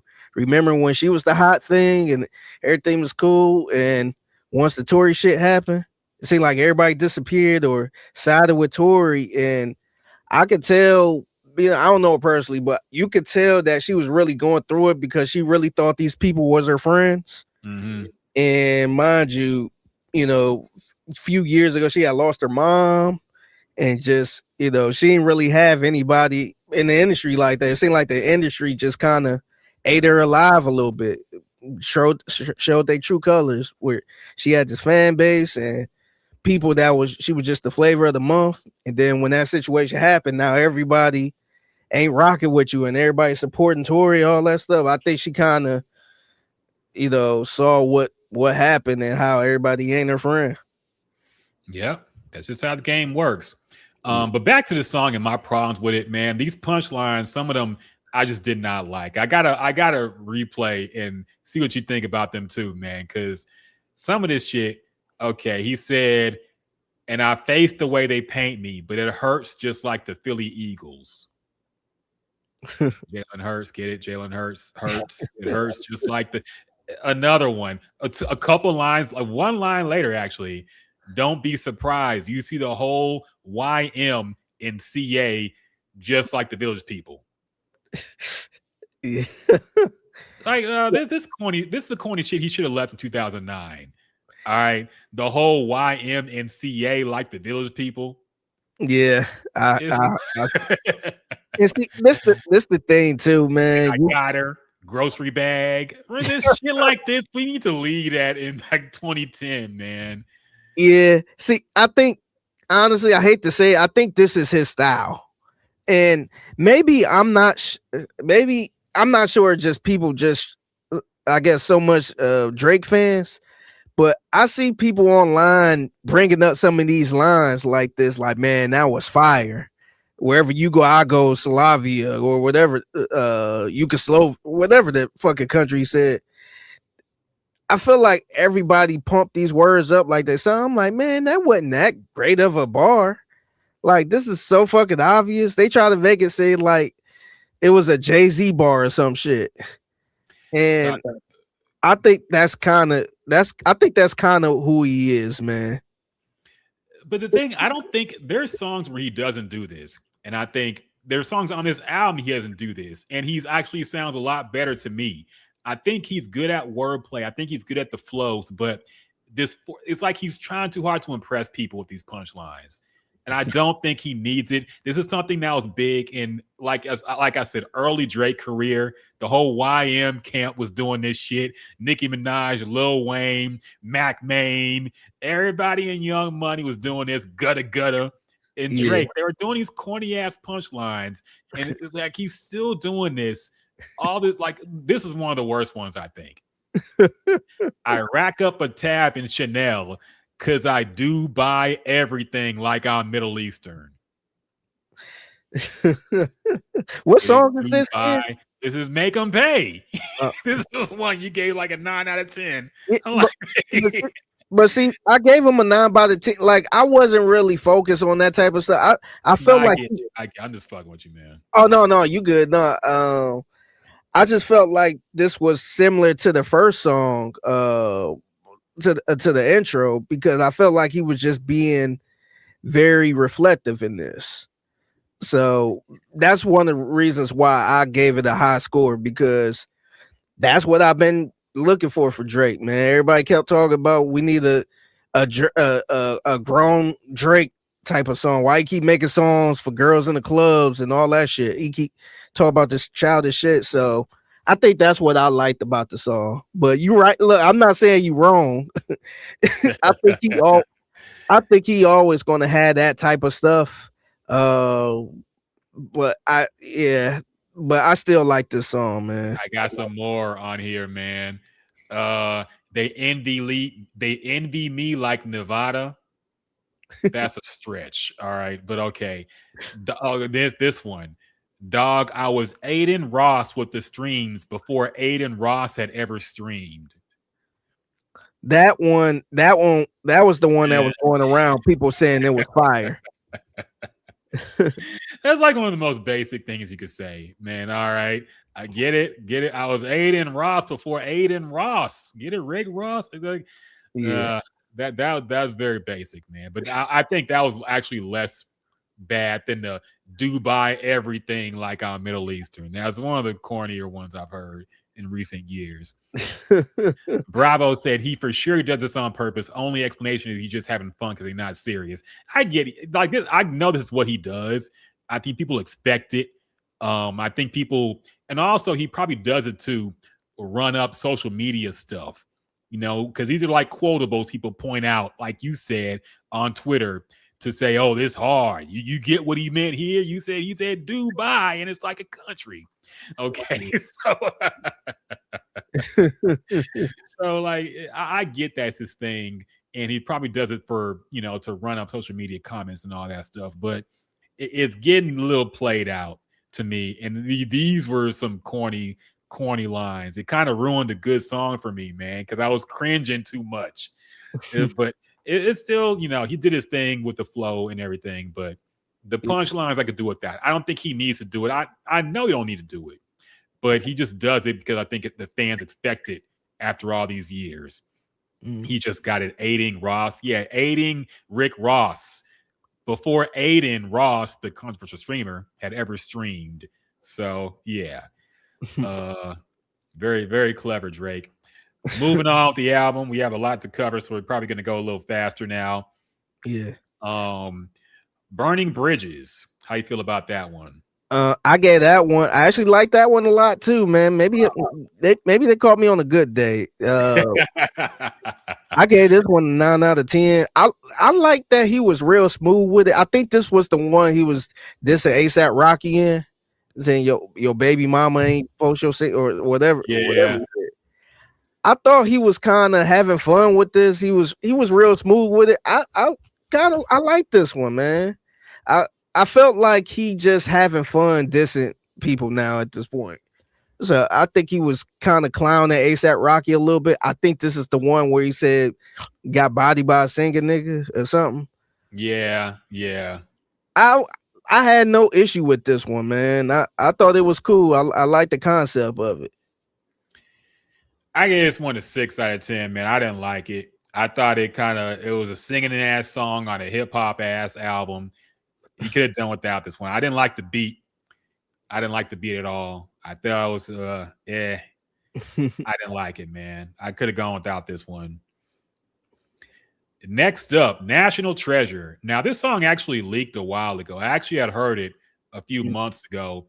It had another Canadian rapper named Pressa on it at first, but I guess he took him out and kind of switched the beat. So the beat switch was new, but the original part, the first part, had been out for a while. It leaked. He put on the album. This is a song he also dissed DeMar DeRozan on as well. And I thought the wordplay there was clever. I thought the Kawhi, did you think it could get us a ring? Shit like that. That was like, okay. It's not, it's kind of, but you know, I'm rocking with it. Yeah. And what do you think about this song, National Treasure? I like this one as well. I gave this one an 8 out of 10. I thought the beat switch was really good. Yeah, man, I got too much of a deep dive in this one. I caught the DeMar DeRozan thing later on. I ain't catching it in real time. But I thought this was good, man. At this point, I think the lowest grade I gave was the Ran to Atlanta. I gave one 5 out of 10 too, but I've been pretty good with this, man. I like it. I'll go 8, mainly because I like the first beat more. I kind of wish he wrote that part out more. But I like this song a lot, man. I actually been playing it in the gym a whole lot since I found it on YouTube, the original version, or the leaked version at least. And that original beat is just super cold. I think Drake with the flow was immaculate on it. I think he killed it. Lyrically, he killed it. The flow was nice. Everything you could want in a Drake song. I like the song a lot. I gave it an 8 out of 10. And the beat switch wasn't bad, but I just liked the first one more. So, but I like the song a lot. So we can kind of skip What Did I Miss? Because we've already talked about that song. It's old. I did 8 out of 10. I still like the song a lot. Yeah, me too. I gave it a 9 out of 10. Yeah. So yeah, I like the song. Plot Twist. What are your thoughts on that one? Wait, did you skip? I think you skipped one. Wait, what did I skip? Bees on the Table. Oh yeah. Wait, I did skip that. Oh wait, yeah, I did skip that. Bees on the Table. My bad. Yeah, maybe it's a sign you skipped it because I ain't like this at all. Yeah, me neither. I gave this a flat out 0. Yeah. Or if I'm being nice, if I want to be fair, so well 1. If we want to give it like a real number, but I ain't like this one at all. Yeah, I think he kind of set up 21 Savage too, because he didn't add anything to the song. He really didn't need to be on it. He didn't Yeah, have a verse, just kind of sang on a hook or whatever the fuck he did. But yeah. yeah, he could have went ahead and left this one off That, the album. that probably was a throwaway, to be honest, because Yeah. I think if this was something brand new or kind of close to being new, he would have had a verse on it. Yeah. I don't know. I guess he was just, the charity feature for 21 for staying in his corner throughout all this. He got a easy feature where he could just get money from. So okay. Plot twist. What do you think about that one? I actually like that one, man. I gave this one 8 out of 10. I really like the style he was rapping in. Yeah, me too. Yeah, I think sometimes Drake rapping the same type of style, but this one I felt like he changed it up a lot in this one. So I like that style he was rapping in a lot. So I gave that one 8 out of 10. Me too. I like the song a lot. Not a whole lot to say. I like the beat, like the flow. Good song, man. I'll run it back. It's getting saved in the playlist. So good song. Now we go to maybe the most controversial song on the album, "Too Hard for the Radio." This is the West Coast answer to "Not Like Us," I suppose. A very West Coast themed song here, and he obviously is going at Kendrick with the mocking his flow, with the "like that, don't do it like that," like whatever the fuck he was saying. But he was obviously mocking Kendrick here. It's kind of felt like his attempt at a Biggie Smalls going back to Cali type record after Tupac died, then he tried to make that West Coast song, then he got killed after that. But so what are your thoughts on "Too Hard for the Radio"? Do you think it's gonna be a West Coast smash hit like "Not Like Us" was? That's a good question, man. First let me answer you how the song was. This is another song I didn't like at all. Like I like nothing about this song. I said nope. I put a nope next to it. That's probably 1 out of 10. But I wonder if California DJs are gonna play this, because say what you want, it wouldn't surprise me if the hoes want to hear this because they don't give a fuck about if Drake making a mockery or something. They just like songs. They just like the music. So I wonder if Cali DJs are going to play this because that's what the hoes want to hear. So I'm gonna be watching that. I'm gonna probably lean yes. I think I'm gonna lean yes that if it becomes that much of a hit, they will play it. Yeah, man. It's hard for me to tell because I did not like "Not Like Us." I was not a fan. Both of us did not like that song. Yeah, I didn't like it at all. Yeah, I think the system made it grow on me a little bit because we talked about it. We talked about he could have kept that. And after a while, after it kept playing, then I'm like, damn, this is a dope ass. This is a cool song. Yeah, but I didn't like it. I did not think it was going to be the hit that it was when I first heard it. I thought it was very corny sounding, and I think the same thing about this song. Why did this become the West Coast sound? What happened to G-Funk? Can we bring that back?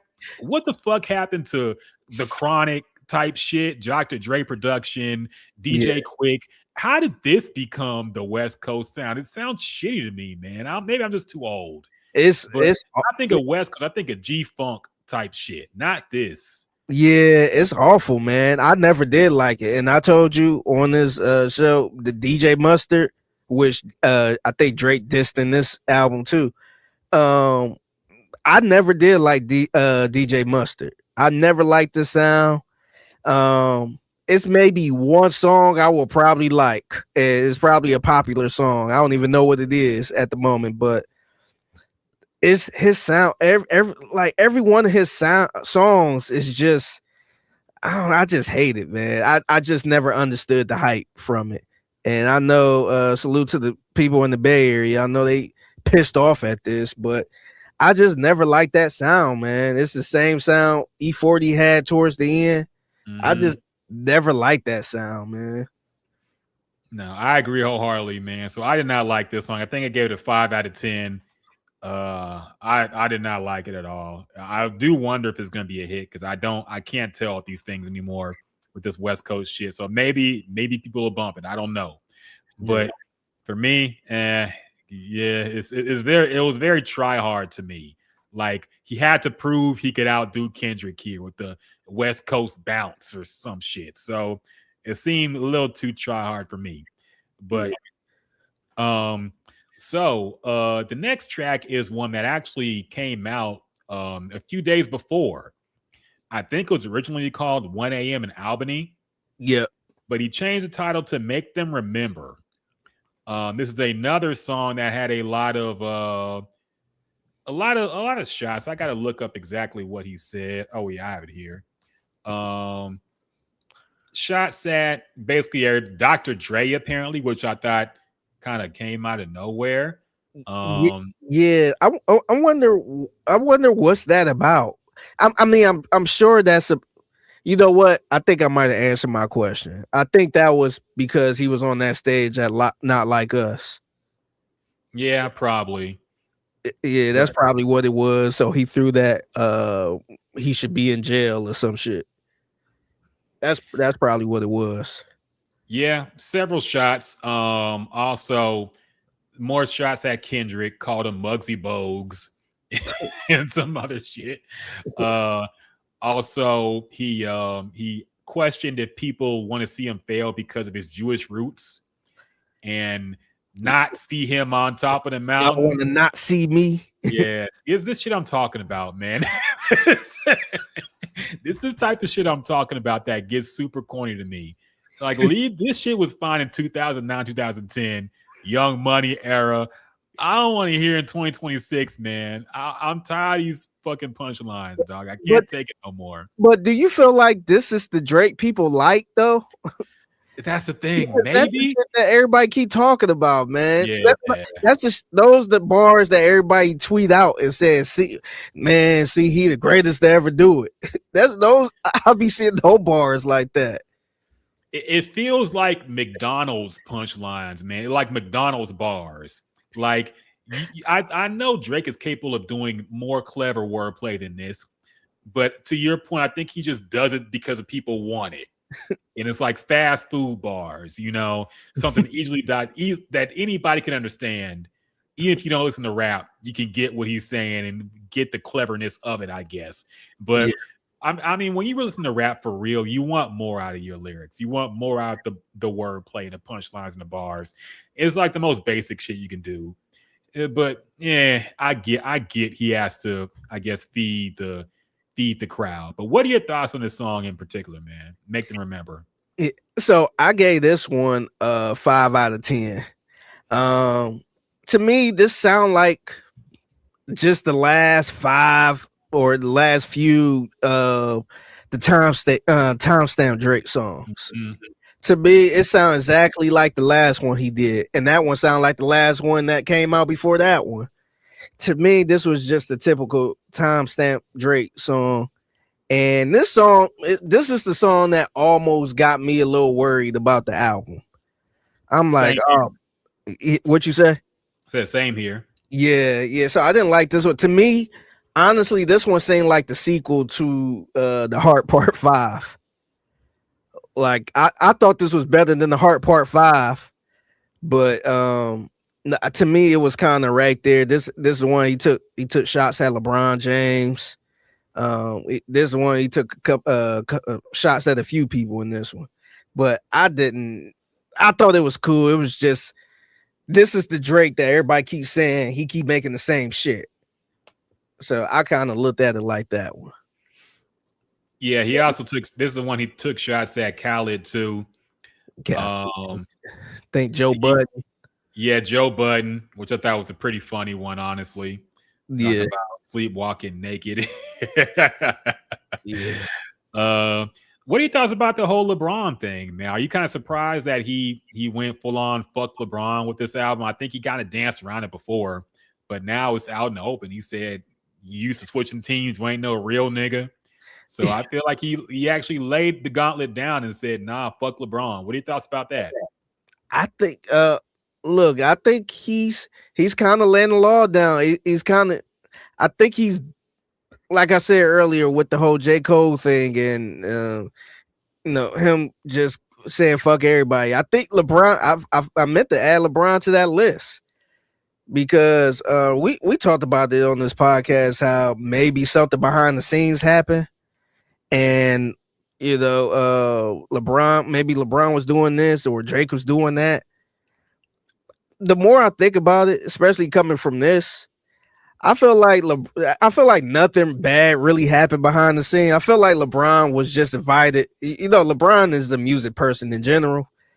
I feel like LeBron just decided to pop up at the pop out and dance the Not Like Us. And Drake was like, "What the fuck, man? Like, why the fuck are you doing this?" Maybe it was just something like that had them fall out. But yeah, if it's something else, if it's something deeper, then I guess I get it. But I never did like going at the athlete that don't rap or the person that just constantly going at the person that don't rap. I'm like, I just don't understand the purpose of that. I think the thing about LeBron is he enjoyed Not Like Us a little too much. Like it was clear he had the song memorized, dog. I can understand because LeBron is like always usually I'm just I'm just a fan of hip hop, I'm just a fan of usually I would expect him to be neutral on the beef, but it really seemed like he was a little too much into Not Like Us. He had it memorized, he was rapping along with everything, and it really seemed like he was co-signing Kendrick, which really that's why I thought something happened. Because I thought Drake and LeBron were super close. And for that's why I'm like, okay, something must have, I don't know. There had to be some kind of falling out for Drake, for Kendrick, for LeBron to just go full on Kendrick's side, apparently, and not really explain it or even give any grace or, because LeBron will speak on anything if he thinks it's wrong, but he never actually explained when he gave a very PR friendly answer when he was actually asked about it. But I just think the fact that he was dancing along to the song for months at a time and rapping along with it kind of proves that, okay, LeBron picked a side here for whatever reason. Yeah. That's what I thought would happen, but just kind of looking at how Drake treated everybody and us kind of learning what happened with him and J. Cole and just certain people. I'm like, damn, I wouldn't be surprised if maybe something didn't happen behind the scenes and he just saw LeBron just dancing too much to this song. And by the way, remember he do got LeBron tatted on him. I don't know if he got it. He got it replaced with Shea Gilgeous SGA. He got it replaced with that. Or put KD on there. KD ain't switched sides. He's still rocking with Drake. That's true. He's promoting Iceman, dog. So yeah. But yeah, anyway, I think what song we was talking. Well, yeah, I didn't care for that song. Yeah, me neither. Some other corny punchlines here. I swear I'm going loony over tunes like that Green Martian. Yeah. But I thought the LeBron bar was actually clever. He said, "Please stop asking about what's going on with 23 and me. I'm a real nigga. He's not. It's in my DNA." I thought, okay, that was a clever one. All right. I thought that one was kind of cool. But some of these other ones, man, I don't know. Yeah, you got me looking at these lyrics now. Dog, once you really get into it, some of these punchlines will make you cringe. But next one, Little Birdie. I'll get this out the way real quick. I did not like this song. I thought you could have left it 6 out of 10 for me. I thought whatever the fuck was going on with Drake's voice, I don't know if that was AI or some kind of filter, but it sounded terrible. I didn't like it. So yeah, I ain't like it either. I put a 1 out of 10. 6 out of 10 for me. Skip. Take off the playlist. Don't. Next song. We're almost at the end now. Firm Friends. Okay. You go skipped ahead. another one that I don't like either. So I missed another one. Shit. yeah, don't worry. Yeah. I did say. I did 6 out of 10 skip for that one too. Yeah, I didn't like that. I ain't like that one either. So moving on after that. Firm Friends. I get this one an 8 out of 10. I thought it was actually, it should replace Make Them Remember / 1 a.m. in Tuscany or whatever the fuck, Albany. I like this song a lot. I thought the beat was way better. By the way, I hated the beat on Make Them Remember. I didn't mention that. I hate that beat, dog. It sounds terrible. It sounds like if you search on YouTube Drake type beat. Yeah. That's like one of the things that come up. It did. And I hated that beat, man. I thought it sounded terrible. I couldn't get past it. This song, Firm Friends, is kind of similar, but it has a way better, smoother beat. I thought Drake sounded better on it. No corny punchlines like on Make Them Remember in general. So I thought this one was way better, and it should replace the 1 a.m. or whatever the fuck. Yeah, I think me and you on the same page with that one. I thought that was cool. I gave it a 7 out of 10. I thought it was similar to the kind of the timestamp songs, but like you said, better beat. I think it I forgot what the sample, but yeah, just a better beat. But it was cool. It was cool. I liked it. Me too. Now we're at, I believe, the final track of the album, Make Them Know. Now, full disclosure, I love this song, man. This is the first song I actually ran back after it finished. I like this song a lot, man. I thought this, and this is why I got pissed off at the punchline stuff, because this song proved that he doesn't need to do all that shit. He can actually say some deep, meaningful stuff without resorting to that kind of, popcorn type punchline shit he does. Because I thought this song was really good. I thought he was really vulnerable about how he felt after the beef and all that shit that happened, and how he's a different person now. So don't expect the old Drake to come back and all that shit. I thought it was a great way to close out the album. I thought it was a great way to kind of nail the themes of the album. I really liked the beat. I thought this was probably the best beat on the album, in my opinion. I really liked it. The video was funny. How he goes to the bot farm of people running up, not like us, and leaving comments, and he kind of pours gas on it and lights it up and puts it on fire. And this is probably my favorite song on the album, honestly. I thought it was a great closing track. I gave it a 9 out of 10. Might be 10 out of 10, honestly. I like the song a lot. It's probably my favorite songs, and honestly, my favorite Drake song in probably years now that I can remember. So I liked it a lot.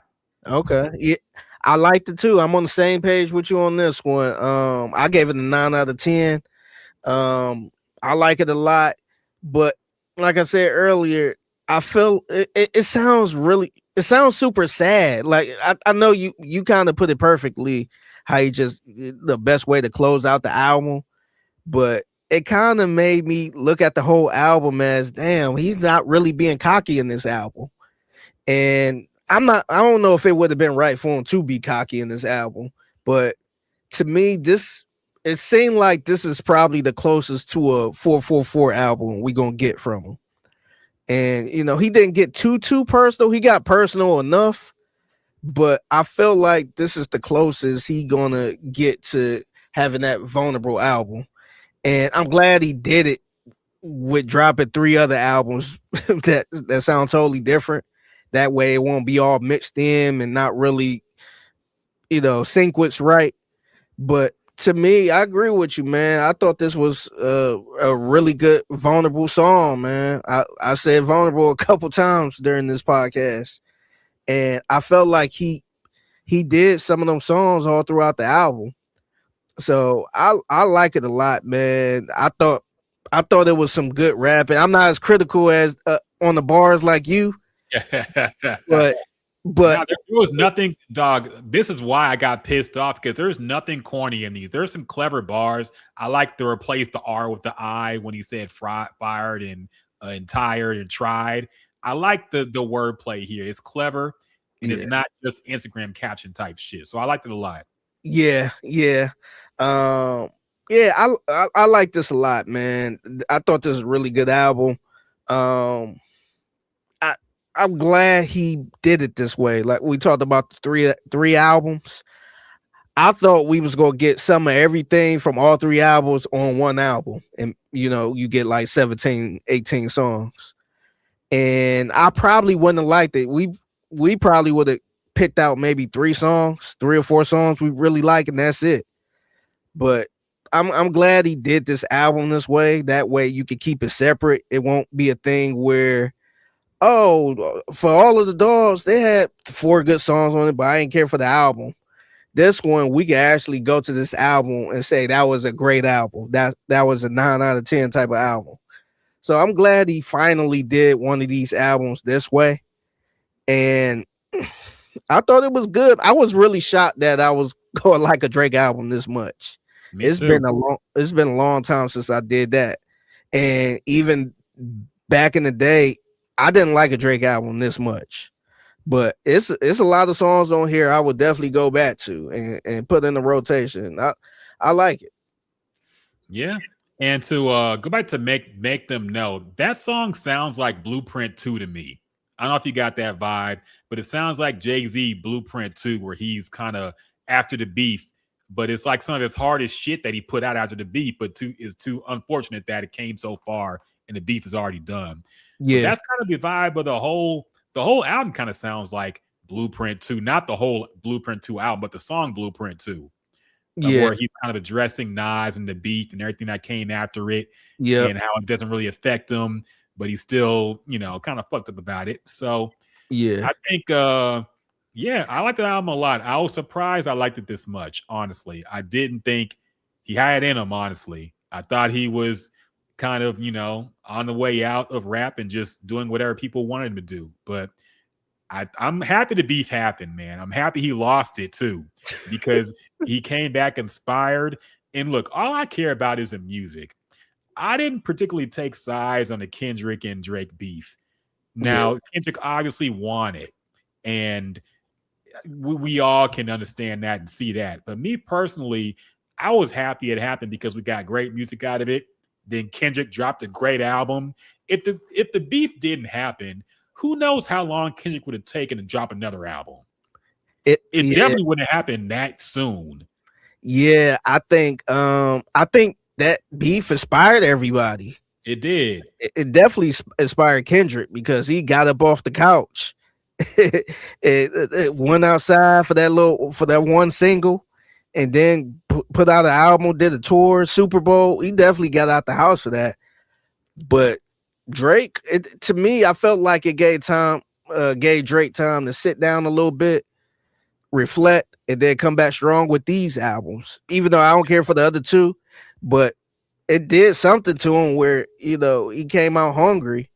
And you never know, we probably would have been getting the same old Drake Drake featuring Lil Baby, 21 Savage type of songs, or a DJ Khaled featuring Lil Baby. It probably would have kept the same shit going on, man. So I kind of like this, man. Gave people some content to talk about. Yeah, I didn't think Drake would drop an album with like basically no features in a rap album, by the way, mainly. But he did. He came out like he had something to prove, and I think he proved it, man. I think he proved that he still has it in him to make a great album if he wants to. Yeah. If he really truly wants to. It's unfortunate that he was too insecure in this project to just release it on his own, and he had to back it up with some bullshit that I didn't like. But if we're only talking about ICEMAN, I think it's a great album, man. Probably gonna end up one of the best albums of the year. I know it's not gonna win any Grammys. I'm sure he's not. He said he's not gonna submit it in the last song as well. I was just about to ask you about that. Do you think it kind of feed to my theory about this? Why he dropped 3 albums? Do you think that kind of side with me a little bit because he said I'm not going to submit this album? because he's scared that it's probably not going to have a chance, or it's going to be put in the rap album with everybody else or something, or I don't know. Like I'm not sure how that goes, but do you think that's kind of leading up to my theory? Like, I'm not going to submit this album. Yeah, I don't think he's going to submit. I think we know Drake has beef with the Grammys. We know he doesn't fuck with them. And I think the fact that they gave Not Like Us every Grammy it was nominated for proves that they don't fuck with Drake either. So I don't think he's going to submit any of these albums for consideration to get Grammys, because I don't think he cares to be nominated and lose or not get selected. So I think he will spare himself the humiliation of losing and just not even try to submit because of whatever beef he feels he has with the Grammys and the Grammys have with him. So, yeah, I don't think that's a reason. I think he's just done with the Grammys, period. I don't think he cares about them anymore. So you don't think he would be a little nervous to submit just a full rap album? No, I don't think he's gonna submit anything anymore. No, I'm just saying in general. Like, let's say the whole beef with the Grammys wasn't a thing. Do you think he'd be nervous? Just like I felt like he's nervous to just drop a solo rap album and that's it. Do you feel like he'd be nervous to submit just a full blown rap album without all the extra, I guess, pop hits and all that stuff? Because it might not do anything or win. I mean, I think if Drake made a rap album and submitted it as a rap album, I think he would win it, especially unless something crazy came out. Like maybe if Kendrick dropped again. But and who won it last year? Wasn't it like the Clips or somebody? Or who won Best Rap Album last year? Or that at this last Grammys? Speaking of which, we slipped up on our Grammy coverage, man. We didn't do our tradition of picking the winners. Damn. So yeah, sorry about that, everybody. But I think Grammy Awards 2026. I think Kendrick won it. I think Kendrick won it because I remember people was kind of salty because Kendrick album and Clips album was in the same category, and I think everybody knew they was gonna give it to Kendrick, and they felt like that was Clips' best album. Where the fuck is it, man? Oh yeah, Kendrick did win it. Yeah. So yeah, unless Kendrick dropped again, I think. But yeah, I think if there were normal circumstances, Drake would win best rap album. Would he go there? I don't know. I don't know if he would go to the Grammys or not. I mean, I think the thing that pissed them off is when he went up there and basically said that Grammys don't matter in his acceptance speech. Yeah. And he basically said this shit don't matter. All that matters is the love you get from your fans and whatnot. So I think after that, it was set in stone that he was not going to be there anymore, or he was not going to win anymore. So yeah, I think he would, if none of that happened and he just dropped a rap album, I think he would win. But with all the history and the beef and how he views them and how they probably view him, nah, it's not going to happen. Okay. So, but yeah, that is our review of Iceman. Very surprising. I was ready. I'll have my hater cap on. I was ready to shit on it. Dude, but I was a little bit nervous because I'm listening to the album. I'm like, man, I like a lot of this shit. It's about to be really positive. And I wasn't sure how you felt about it. But I feel better. I feel better that we on the same page with this, because sometimes I could be a little loose with the grade. But I'm like, damn, I felt like this was a really good album, man. Like I like it. I hope we really focus on this album. I know the other album's gonna get the love, but I hope this don't get swept under the rug as like, oh, I forgot he dropped the whole rap album. I hope the other albums just don't overshadow that. I think they will, because that's what I see getting clowned on social media. I see a lot of hate for the albums, and it's mainly coming out of A couple of questionable punchlines, which I mentioned, and also some terrible songs, mainly from the Maid of Honor EDM shit he did, whatever the fuck. Like, so I think that really clouded what I think is a great project from him. And it's unfortunate that he had to drop these albums at the same time. I think maybe if he waited, it would still have the same effect of having a bunch of hits on the Billboard, but it would also let Iceman breathe on his own, so everybody can just digest that album. Now it just felt like he was flooding the market here, and it's too much Drake. And once you hear, if you're somebody who don't really much care for Drake, you might hear one album he got. Yeah. If you hear he got 3 albums that dropped the same day, you're like, I ain't listening to all that shit.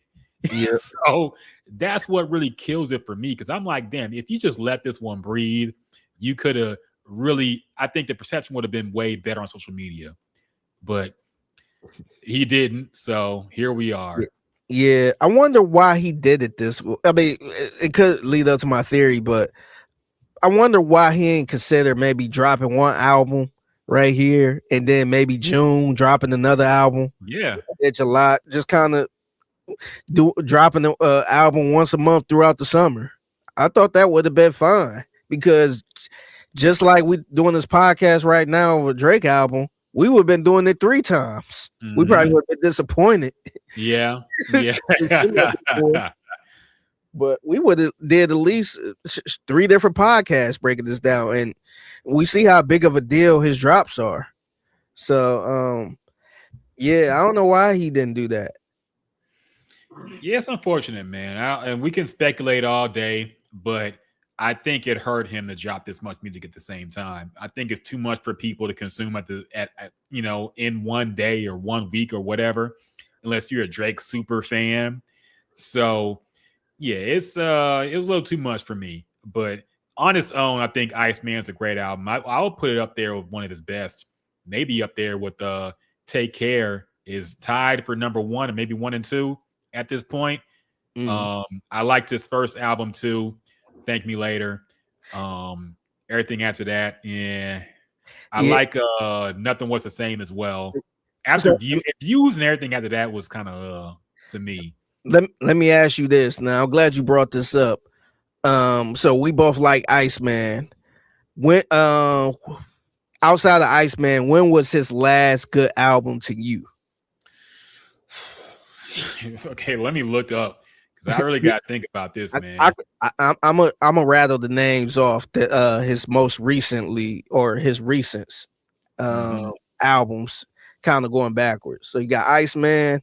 I ain't gonna count the other 2 albums, but Iceman, his last album was For All the Dogs. You got Honestly Nevermind. No. Certified Lover Boy. Scorpion. Views. I thought Scorpion was all right. Okay. Views I didn't like. Yeah. So really, I mean, as far as the last Drake album I really liked, it was probably Nothing Was the Same in 2013. Okay. So it's been a minute. Okay. So that was the last Drake album I really liked. That was 2013, man. Yeah. Okay. So Iceman was the last Drake album you liked since Nothing Was the Same. Was the same, yeah. That's big. That's big praises, man. Because I didn't really care for All the Dogs. Honestly, Nevermind. Didn't like Certified Lover Boy. I didn't really care for it. I tried to like it, but I really didn't. Scorpion is probably the one I was fine with. I think it was the first half was rapidy rap Drake, and the second half was more. Yeah. But I actually liked that one. I thought that was cool. Views, it was, it was cool, but I would probably agree with you. I like Nothing What's the Same and even Take Care, but I would probably say since Scorpion. Now, I say mainly Nothing Was the Same because that's the latest Drake album that I actually go back and listen to songs on. Yeah. I thought Scorpion, the rap part was okay, but I don't go back and listen to those songs really. Yeah. But Nothing Was the Same got some of my favorite Drake songs on it. So I do go back and listen to that album. But everything after that, Just like maybe a couple of Lucy's here and there, but I don't think I saved anything from Certified Lover Boy. Didn't save anything from All the Dogs. And I don't even know when did I don't know if we're counting that Future and Drake album as well. I don't know if you count that as a solo Drake. So I would that I think that's considered like a common compilation. Yeah, I was just going off his solo albums. The other albums he got, the combination albums, some sexy songs for you, which we didn't really care for. Her Loss with 21 and Her Loss with 21 Savage and What a Time to Be Alive. I don't know if that's a Drake album or a Future album. Yeah, I don't know how it I don't know how that shook out. Let me look. It's not even it was where the fuck is it? What it's technically it's been listed as a mixtape. Yeah, I'm looking at that too. So, and if we're counting mixtapes, I guess I like Dark Lane demo tapes. But I don't know if we count that as solo. Also, if you're reading this, It's Too Late is probably it after Nothing Was the Same. Now, from my favorite Drake album, that's a mixtape. So I don't know if you count that or not. Whatever. Yeah, I think. Yeah, I will put. I'm surprised they got What a Time to Be Alive as a mixtape. I would put that as a compilation album, but maybe technically it is a mixtape. Yeah, I mean it sold 2 million, so it's kind of odd. I mean, it stands out so much from all these other mixtapes. Yeah, because Life 376,000, Dark Lane demo tapes 44,000. And see, those are the ones he actually made money off of. Yeah. Because the other ones he got the Scary Hours, remember? Yeah. Just a whole bunch of those type Scary Hours 2. Those ain't got nothing on it. Like no sales on it. Yeah. It was like EPs, I guess. So they're very short and I guess they didn't qualify for albums or whatever. But yeah, so yeah. Point all in all, I think it's surprising, but we are both very high on ICEMAN. And yeah, we'll see if he keeps up this momentum, man. I don't know where he goes from here. But I enjoyed the album, surprisingly, shockingly. And I know you did too. So I don't know. We'll see where Drake goes from here. I think he can sit back for a while. Now, do you think Kendrick will feel pressure to release something else, or do you think he doesn't give a fuck? I don't think he give a shit, man. Yeah, same here. And honestly, I felt like Kendrick didn't come out to try to be the just to do a numbers game and just get more money and all that shit. I really think he did all of this as a tour to embarrass Drake. I think once that Not Like Us took off, he did the video, he did the pop out, he did the video. And then remember he ended up releasing the album, did the Super Bowl. I felt like he did all that, the national tour. He performed in Toronto twice. I think he did all that just to embarrass Drake, man. It seemed like he got that type of evil spirit where I'm gonna just do all of this, and no matter what Drake say, I just don't think Kendrick. I don't know if you're gonna get like a direct response from Kendrick ever again. I think he solved his case. He closed the case. He did all of that. So I think he just I think he's done with it. Yeah, I agree, man. So we'll see. I think whenever he's inspired to do something new, he'll do it. But I don't think he feels pressure from Drake. I think it's kind of done now, man. And I think also people were saying that Drake dragged the beef, and I kind of thought so too. But now that I think about it, it's fair that Drake gets his run back because Kendrick did it too. Kendrick went on tour. Kendrick dropped another album with Drake disses in it. So I think it's fair that for Drake's first solo rap album since the beef, he can take his shots too. Yeah. Because he hadn't had a chance to really do it. So I think it's fair, and I don't think it's dragging. But after this, I think we're done now. I really don't want to hear it anymore. Both sides said their piece, like Jay and Nas. Both sides have said their piece now. We can move on. They don't have to ever be friends or be cool. I'm not saying that. But I'm the beef is dead now to me. I don't need to hear no more about it. I don't need to hear no more shots from either side. Yeah, I agree with it. I think he at first I was like I said, when I heard that 1 a.m. in Albany, I thought it was gonna be one of those, oh shit, you about to keep dragging this shit. But when you listen to the whole album, it seemed like he's I kind of took it as reflecting on it. Mm-hmm. And just kind of me and Slick with it. He wasn't aggressive. He come off aggressive where I'm like, oh shit. Never, not once in my brain did I hear this and say, damn, Kendrick got to say something. Yeah. It wasn't one of those. To me, it's one of those little shots where if Kendrick drop an album, he could throw his shot back. This ain't a, oh shit, Kendrick got to get in the studio and respond. So I didn't take that from that at all, which I was fine with. Yeah, no, I agree. I think he framed it more as fighting the system, like he said, than fighting a rapper and other people who stepped in to the beef and other people who were maybe didn't step in it, but obviously sided with Kendrick, who were cool with Drake before. So it was kind of just addressing it like the Jay-Z method of every time he drops an album, he addresses everything that happened concerning him since the last album. So really, Drake in this album addressed everything that's happened the last 2 years since the beef. So now we put a bow on it. I think we're done and we can all move on and go on to more music and more themes and whatever. But I think the beef and all the fallout is now we're done. Everybody said their piece. Everybody has replied. We can move on. So yeah, the one thing that ain't gonna that ain't dead is the still the lower tier beef he got.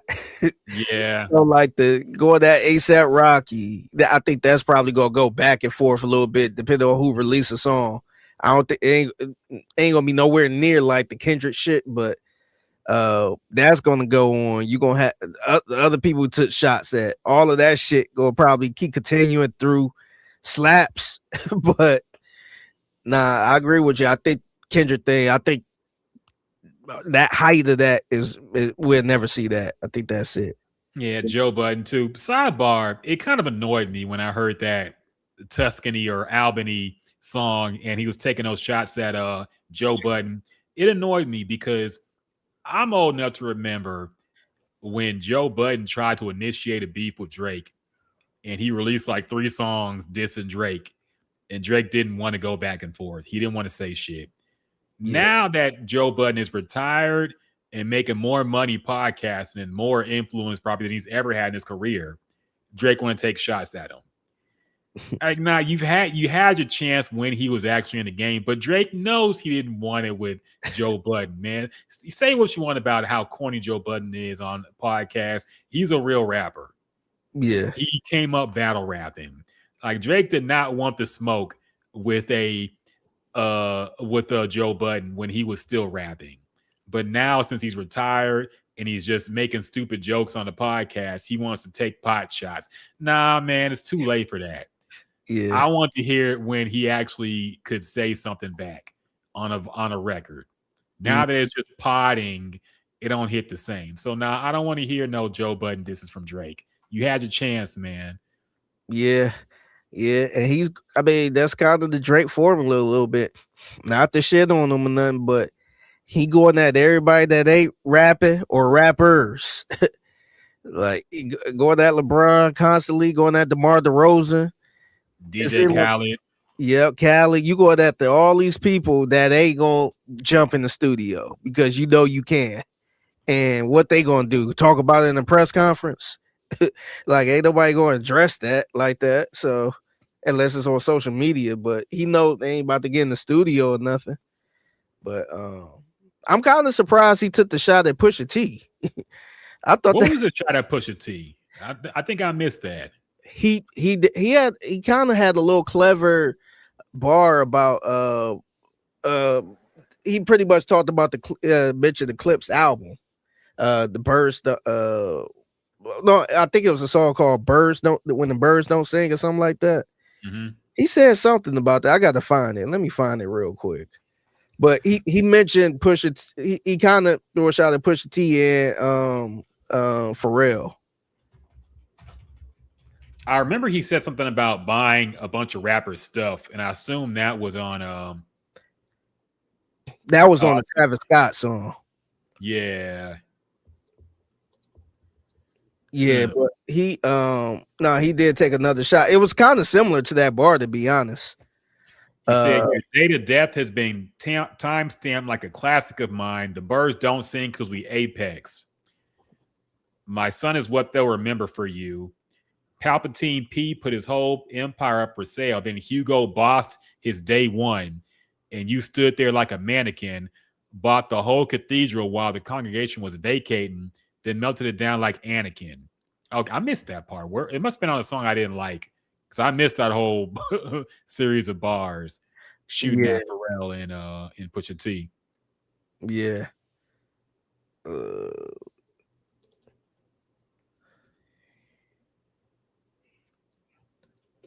The Hugo Boss bar is kind of hard, though. I'll say that much. So, yeah, that was kind of clever. Yeah, but I was kind of shocked he did one of those. I wonder what Pusha T he's probably over the shit too. He probably go just he probably either just tweet something funny, just a whole bunch of ha-has or something, or either whenever he put out a song, throw a little jab back. I don't think Pusha T jumping in the studio to respond to nothing. Yeah, nah. Next album he puts out, he'll throw some shots like he's been doing since the beef. So, yeah, but I'm not expecting him to suddenly reply about some shit. So we'll see. Yeah. So yeah, that about does it for our coverage of ICEMAN, man. Real quick, we got it. I think we got. Let's do this for Jay Prince, man. We always do this if we like it, if it's qualified. Yeah. I forgot our time-honored tradition of qualified or trash. I will say it's qualified or pigpen, qualified or pigpen. I say it's qualified. Yeah, I say it's qualified too. Yeah, Qualified. There we go. Hey, we're back in mob ties, man. I think our application was our membership was kind of shaky for a while, but now that we started back with Drake and liked his album, I think we're back in mob ties. So there you go. Did you see DJ Academics got a OVO chain? Chain? Look, I'm happy for him, man. All the dick riding he's been doing for years, good for him that he finally got something back from it. So I'm happy for him. Yeah, I'm happy for him too. I was going to ask you, let's say Drake saw this podcast. He like, I'm gonna get him an OVO chain. Would you take this OVO chain and wear it loud and proud? Yeah, hell yes. Look, dog. If Drake was like my friend and fucking invited me places and hooked me up with hoes and gave me money, you think I would support Kendrick at all? I would be on this podcast every week talking to being a Drake #1 defense force. All right. So I get it. Yeah. I get why his friends are standing 10 toes down for him, or some of them are at least. But yeah, since he doesn't, I don't. Yeah. I understand, man. Yeah, I get it too. I honestly, that's to show you how unbiased we is. I don't give a shit about Kendrick, man. Personally, whatever song he put out, I like, but it is never that deep where I won't accept somebody's friendship. Hell nah. I like it. Yeah, man. I put an owl in my bio. Look, man, we've been doing this podcast for damn near 10 years for free. If somebody want to go ahead and hook us up and give us do some favors for us and give us any kind of sponsorship or whatever, this podcast can be for sale. All right. Yeah. Everybody else done sold out. Nobody cares. So look, if Drake want to come through and hook us up, I'll be all for it. I'll be OVO's #1. I'll put the pom-poms out with the owls on it. I'll be like, hell yeah. ICEMAN, best album of all time. I will go by OVO Figgy. OVO, I'll be OVO Rockett. Yeah. Yeah. The real quick last thing on this album or something that happened because I was thinking about DJ Academics. Your boy Maul. Did you see that video of him screaming when Drake was right there? Yeah. I'm not surprised. He's been one of the more shameless ones out there. But then again, I get it. I mean, he's Drake's friend. He stuck by him. He ruined his own credibility to defend Drake throughout the whole beef. So I'm happy. Again, I'm happy for him. I'm happy that Drake remembered these guys that threw away all credibility in unbiasedness to stick by him and cheerlead for him. So fuck it. I'm happy for him. Yeah, this is for y'all that don't know. Here's what it sounded like when Maul, I guess he got flued out wherever Drake was having this party, and Drake was right in front of him, and he's recording with his phone, and he started doing this.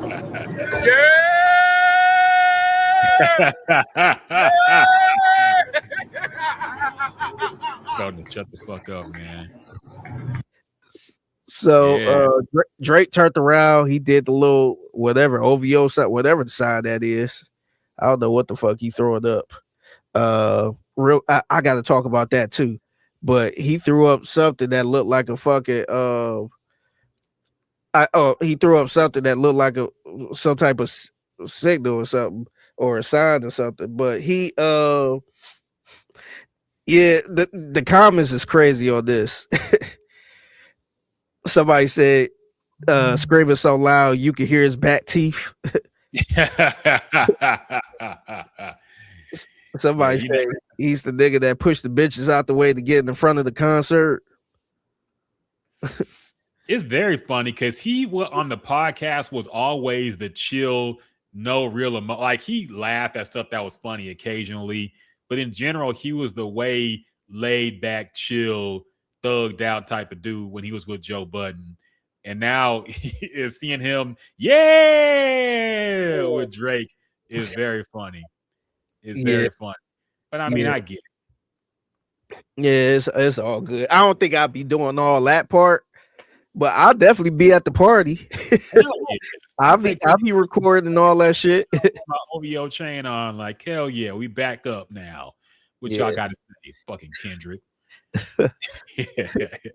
Yeah, but also related to the album, did you see the White House what they tweeted? They tweeted. Let me see if I see exactly what it said. But I think it was just the album cover with the chain, but he's holding up a chain that says MAGA, an iced out MAGA chain. Yeah. It looked exactly like the album cover without the chain. So that came from the official White House account on Twitter. I mean, I know we joke about a lot of stuff, but this is one of the most embarrassing things I think in our country right now. The fact that our government is posting stupid ass memes like this and people think it's cute or funny. I think this is one of those things where we've just gone too far, man. I understand people posting memes and people having fun, but the White House posting shit like this and the government and Trump posting stupid ass meme. Remember that meme he posted of him being Jesus? Yeah. Like this was really like we've really just gone into a whole depressing area of I don't know what the fuck this is. Oh, here we go. We're doing this again. Dog, we've had this discussion before. I don't you remember this was a big thing back in the day. Yeah. The white power symbol. And see, this I was shocked because this came from Brad Jordan, aka Scarface. I was shocked he posted this. Now, this is funny because y'all know this is the blood symbol, right? Yeah. So are the Bloods the white power as well? Like, nah. There's so many pictures, and this is one of those Illuminati conspiracies as well. But there's so many pictures of black people throwing up the everything. It's going back to like the 80s and 70s. Throwing the OK sign, and people saying, "Oh, what does it really mean?" This idea that it's a white power symbol. Okay, maybe it is, but yeah, you think Drake is throwing up white power? Yeah. You think that like we have to be a little bit more serious here, man? I don't know. I will listen to any conspiracy, but this is one that we've already done before. I remember this was a thing like a few years ago, and people were debating this as well. But I'm not going with that. I'm just shocked. It would surprise me if some Kendrick fans was doing this shit or somebody on social media was doing this. I'm shocked that Scarface posted this, man. And looking at the comments, this Scarface, this is what he said in his in his description. This means white power. The word MAGA was typed by the typed at the bottom of the hand gestures on Drake's album, and I know what that meant, but I know what it means because they not or something like that. How could they? Yeah, I understand what he's saying. I know they could. I know they know what that meant because I know what it means. How could they not? And this is posted from the White House page. Time to go. Yeah, and first of all, Scarface was wrong because MAGA wasn't on the album. And he pretty much said this was typed at the bottom of the hand. Wasn't Scarface running for mayor? How the fuck?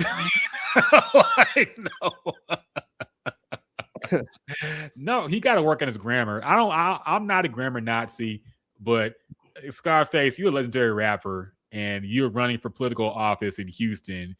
You got to work on your grammar with these captions because I don't even know what you're trying to say. And yes, that was not on Drake's album. The MAGA chain was not on Drake's album. Yeah, so I understand that. Yeah. But I saw that. I'm like, I can't believe he really posted that. Yeah. What's up, Brandon Caldwell on YouTube? What's up, Brandon? Good to see you, bro. Man? It's been a long time since I talked to you. Are you back in Houston now? So yeah, I ain't seen him since he moved back. I didn't even know he was back till somebody said something. So what's up, man? Yeah, hope you're doing well, man. I saw you going back and forth with, not really back and forth, but Jack Freeman, because Jack Freeman posted a tweet about why artists don't go to Houston anymore. I thought it was pretty insightful. I didn't even think about those things. Apparently, there's just not enough places for smaller artists to perform in Houston, so they'll just skip it. And also, Houston audiences are very flaky, and you might sell out one night, and the other night you barely get anybody in. So yeah, very insightful tweet from Jack Freeman. I'm surprised he pays for Twitter. I gotta ask, if we ever have Jack Freeman on again, I gotta ask him why he pays for Twitter. Being so anti what Twitter stands for now. I refuse to call it X, by the way. It's still Twitter to me. But I saw the blue check and I'm like, oh no, not you, Jack. Is it just so you can post long ass tweets online or what? Because I don't know, man. Yeah, I'm kind of mad I'm paying for it because oh yeah, no, I just honestly, and I don't care about the blue checks no more. I'm just glad I got it back before everybody was getting it like that, before you could pay for it. I'm just glad I caught the tail end of that. But you had it before you could pay for it though, right? So you don't pay I did, but they took it away once they started. Eventually, once they started talking, they just took it away. But yeah, I hate that I had to get it because I was nervous somebody's going to hack my shit, because I got to pay for Instagram too, because once I start getting a bunch of followers and they my post started looking like I was getting paid for it, my shit started acting weird, where one time I got kind of locked out. I just got randomly logged out and I ain't want my page to get taken, so I just went on and paid for it, because if you pay for it, if your page ever get hacked, which it really don't, then you could just hit up, I guess, customer service and they'll help you get it back. But you can't do that if you ain't paying for it. Yeah. It's so stupid, man. Now they locked out a lot of stuff and you can't do anything about it unless you pay for Twitter. Like the Grok shit they added, now you can't even use it without Twitter, without premium. Yeah. the videos that are longer than 2 minutes, you can't post them without paying for Twitter. I think there's you can't download videos without, I mean, there's other ways around that, but you have to download videos from Twitter, you have to pay for it. Like they added a bunch of features that just made it so you have to pay for it to use it. Plus, I mean, for the reasons you use it for, and most people use it for, or not most, but a lot of people do, if you're trying to promote something or have some kind of business going on, you have to pay for Twitter. Yeah. Because that's the only way you get noticed by the algorithm. You see most of the viral posts are from people with blue checks. Yeah. And when you look at replies, the ones at the top are all blue check replies. Yeah. So they only push the blue check shit now. And if you don't get that blue check, you're not going to get in the algorithm. So I understand, but I just thought it was funny that Jack Freeman did it because he's so I thought he would hate Twitter. But I know he don't like no artist, so yeah, I know he don't like no Elon Musk. I know. That's the main reason why I'm not paying for it. If anybody else was in charge, I would at least consider it. But I refuse to put any money in Elon Musk's pocket or any of his company's pocket. So yeah. So good to see you again, Brandon. I hope you're doing well. Anything else? Oh yeah, we have to talk about this real quick before you end the podcast. I know it's been long, but we never talked about the biggest incident in recent Black history. Megan Thee Stallion and Klay Thompson broke up. Oh man.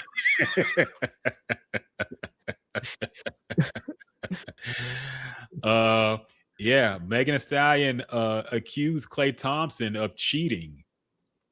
Apparently he said something to the effect of he didn't want to be monogamous, and she put out a statement saying they had broken up and basically said he's cheating and he's a dog and blah blah blah. He posted pictures and videos on Instagram taking a vacation, looking unbothered by it all. And Megan Thee Stallion was very distraught to the point where she had to quit her Moulin Rouge. I think she was doing some kind of show in Las Vegas for Moulin Rouge. She was starring in it or co-starring in it, and she pulled out because of emotional distress from breaking up with Klay Thompson. Apparently, I think she was like crying on stage and shit. So there have been a lot of hot takes about this. Some people are saying Klay's a dog. Some others are saying, is it saying something that all of Megan Thee Stallion's relationships have kind of ended like this? So what are your thoughts, man? Where do you stand? Do you support women or are you one of them? Well, how do you feel about it, Figgy? I honestly didn't even lean into this relationship from the beginning. Me too. Like at first I thought it was fake, and then when it was actually confirmed, I'm like, okay, it's cool. I ain't really leaned into it. I don't think I ever leaned into any of her relationships now that I think about it. But it didn't bother me. I thought it was hilarious how a lot of Meg fans or stans or the hotties, how they were acting like Klay Thompson was like, who the fuck is this? Meg made him and all this other shit. Yeah, that was very funny. I appreciate the fellas coming out like, nigga, he's one of the greatest shooters of all time. He's up there. Like he's one of the Splash Brothers. I did appreciate people or dudes checking these girls on that, because I'm like, man, y'all are fucking clueless, man. Dog, probably the dumbest thing I heard from this whole entire thing, which made me lose faith in, I don't want to say females, but like the human race kind of maybe. Some woman said that she didn't know who Shaquille O'Neal. She didn't know Shaquille O'Neal was a basketball player, but she knew him from the fucking whatever reality show his wife or ex-wife does. Shawnee O'Neal. Wife. Yeah, he said she knows Shawnee, but she didn't know Shaquille O'Neal was a basketball player until very recently. Or at all. And people are like, how the fuck did you not know Shaquille O'Neal was a basketball player? What do you think? Like, if you've seen him, what do you think he did? Yeah. Like, he just tall for no reason and rich for no reason. Like, how the fuck, if you're over the age of 25 how would you not know Shaquille O'Neal was one of the most famous basketball players of all time when he was playing? He was Yeah, in movies and did have platinum rap albums. yeah. How is that possible? And by the way, if you know Shawnee O'Neal, she created or she started Basketball Wives. Yeah. You think she just came Basketball Wives out of nowhere, out of thin air? So you think she started Basketball Wives with her being the wife, but not a basketball wife? Yeah. Like yeah, nah, that is discouraging a little bit, man. And I know everybody ain't supposed. I know it's two different Americas, but Shaq is part of every America. Yes. Like, not like everybody knows Shaq. This is kind of like the whole Michael Jackson thing. Like everybody know who Michael Jackson is. You could go to any third world country and they know who that person. I feel comfortable with saying Shaq is in that category of almost everywhere you go, people gonna know it's Shaq. He's so noticeable. Yeah, it's like unless you're a child, I can understand somebody 10 years old didn't know Shaquille O'Neal, but if you're over the age of 30, it's impossible for me to believe if you live in the United States and you're not like some hermit in the mountains, how you could not know Shaquille O'Neal. Like when he was playing, he was probably the second most famous basketball player outside of Michael Jordan. Yeah, it was probably Michael Jordan, Shaquille O'Neal, then maybe Charles Barkley because he had a lot of commercials on and shit. So he was everywhere. Yeah. Maybe Dennis Rodman was also very famous. But outside, like I don't understand how it's possible to not know. I feel like that had to be a lie. But you never know some people. Yeah, no, he like not only he was just noticeable because he was a good player. It was a 7'1", 7'2" big dude. So it was, it wasn't like watching Good Morning America or something. You see Michael Strahan and you'd be like, oh, I didn't know he played football, or you kind of knew he was a former something, but didn't realize, oh, he played football or this person played basketball. It's not a situation like that. Everybody knows Shaq. It's just a memorable person. So I don't get that. But that was very funny. But I'm with you. I have no thoughts on the Megan Thee Stallion, Klay Thompson thing. Honestly, I thought it was fake from the get-go, and I'm surprised it actually ended up being apparently real because Klay got shitted on. So, but yeah. I mean, I don't understand why, if you're a female entertainer, a woman, period, why you would date an NBA player and not expect them to cheat. Like, you have to understand, number one, the NBA season is very long and they're in a different city every other day. You really think they just gonna wait? All the hoes that be out there, dog. I've been at a few Rockets games where I'm basically at courtside, like a row away from courtside. And if you've seen the women that are in that section, I'm like, okay, I understand. I understand Klay Thompson. I understand everybody who cheats. The women who are there are just looking for something. And you really think these dudes gonna be like, nah, I'm gonna wait till I'm back home in about a week. Like, nah. Come on, man. Yeah, or that, hey, I'm dating Megan Thee Stallion. So yeah, man, they can do whatever they want with all that money. So I agree with you, man. I think, to me, and this kind of go back to the conversation earlier when I was talking about Meg and how she think everybody is her real friend and it's not. You in the industry now. All these relationships ain't for real, man, unless you behind the scenes or some shit. But all of these celebrities dating each other, man, you gotta expect you can't sit there and expect somebody to be faithful or thinking this is a real relationship. You gotta play the game. And even if it's some Hollywood couples that been together for years, it ain't no thing where they sitting here being totally faithful to everybody, faithful to each other. They playing the game right. They might look like they together in public, but he out here fucking so and so whenever he go to New York or whatever. You kind of gotta understand that part, and even vice versa. If you the girl, like you probably out here doing your thing too. So I think she got to realize that, man. You all this shit ain't really real, man. Yeah, she need a regular nigga like me. All right, she need a regular nerd. We could watch anime together. All right, and we could just be. I will appreciate her.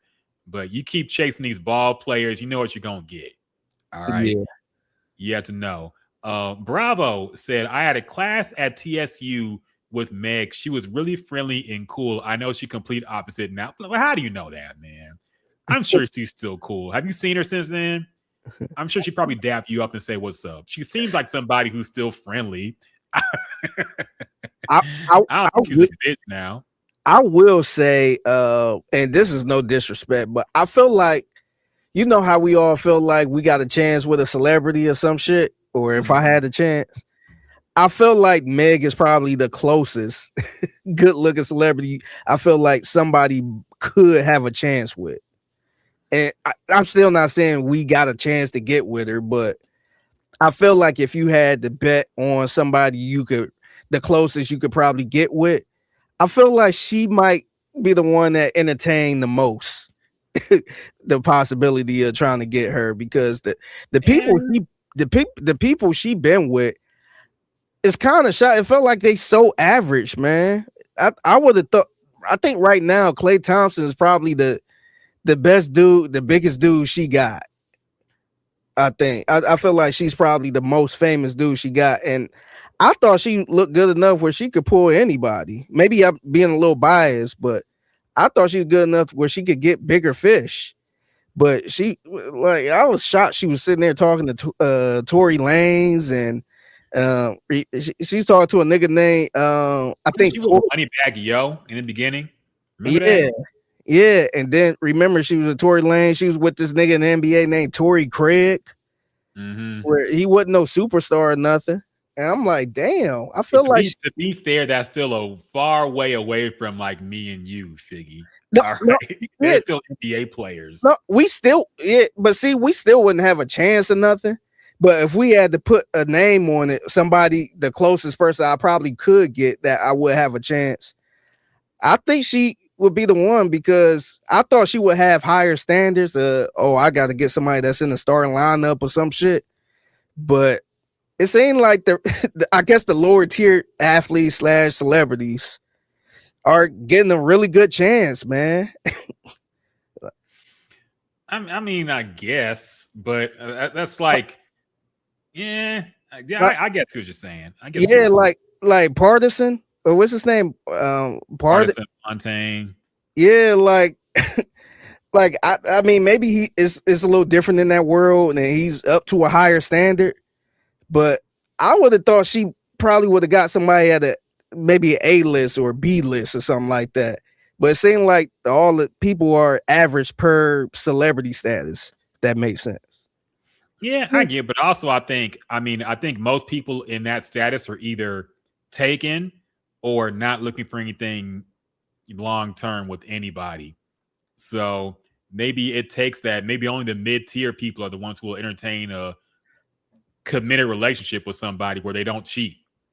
But I mean, it apparently hasn't worked out. So yeah, I don't know. Yeah. Bravo said, I'm saying because of these experiences, she wouldn't be friendly anymore. Yeah, I mean, we don't really know, but I get what you're saying. I think fame and shitty people being famous and dealing with shitty people does ruin people.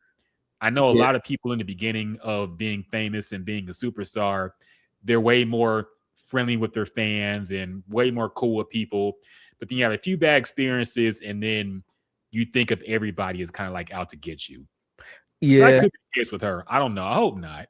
Yeah, I could kind of see that, man. Just that's kind of a natural thing where you get burnt by so many people where you don't trust anybody anymore. You ain't about to be too friendly with everybody. And remember that started early on with her best friend Kelsey.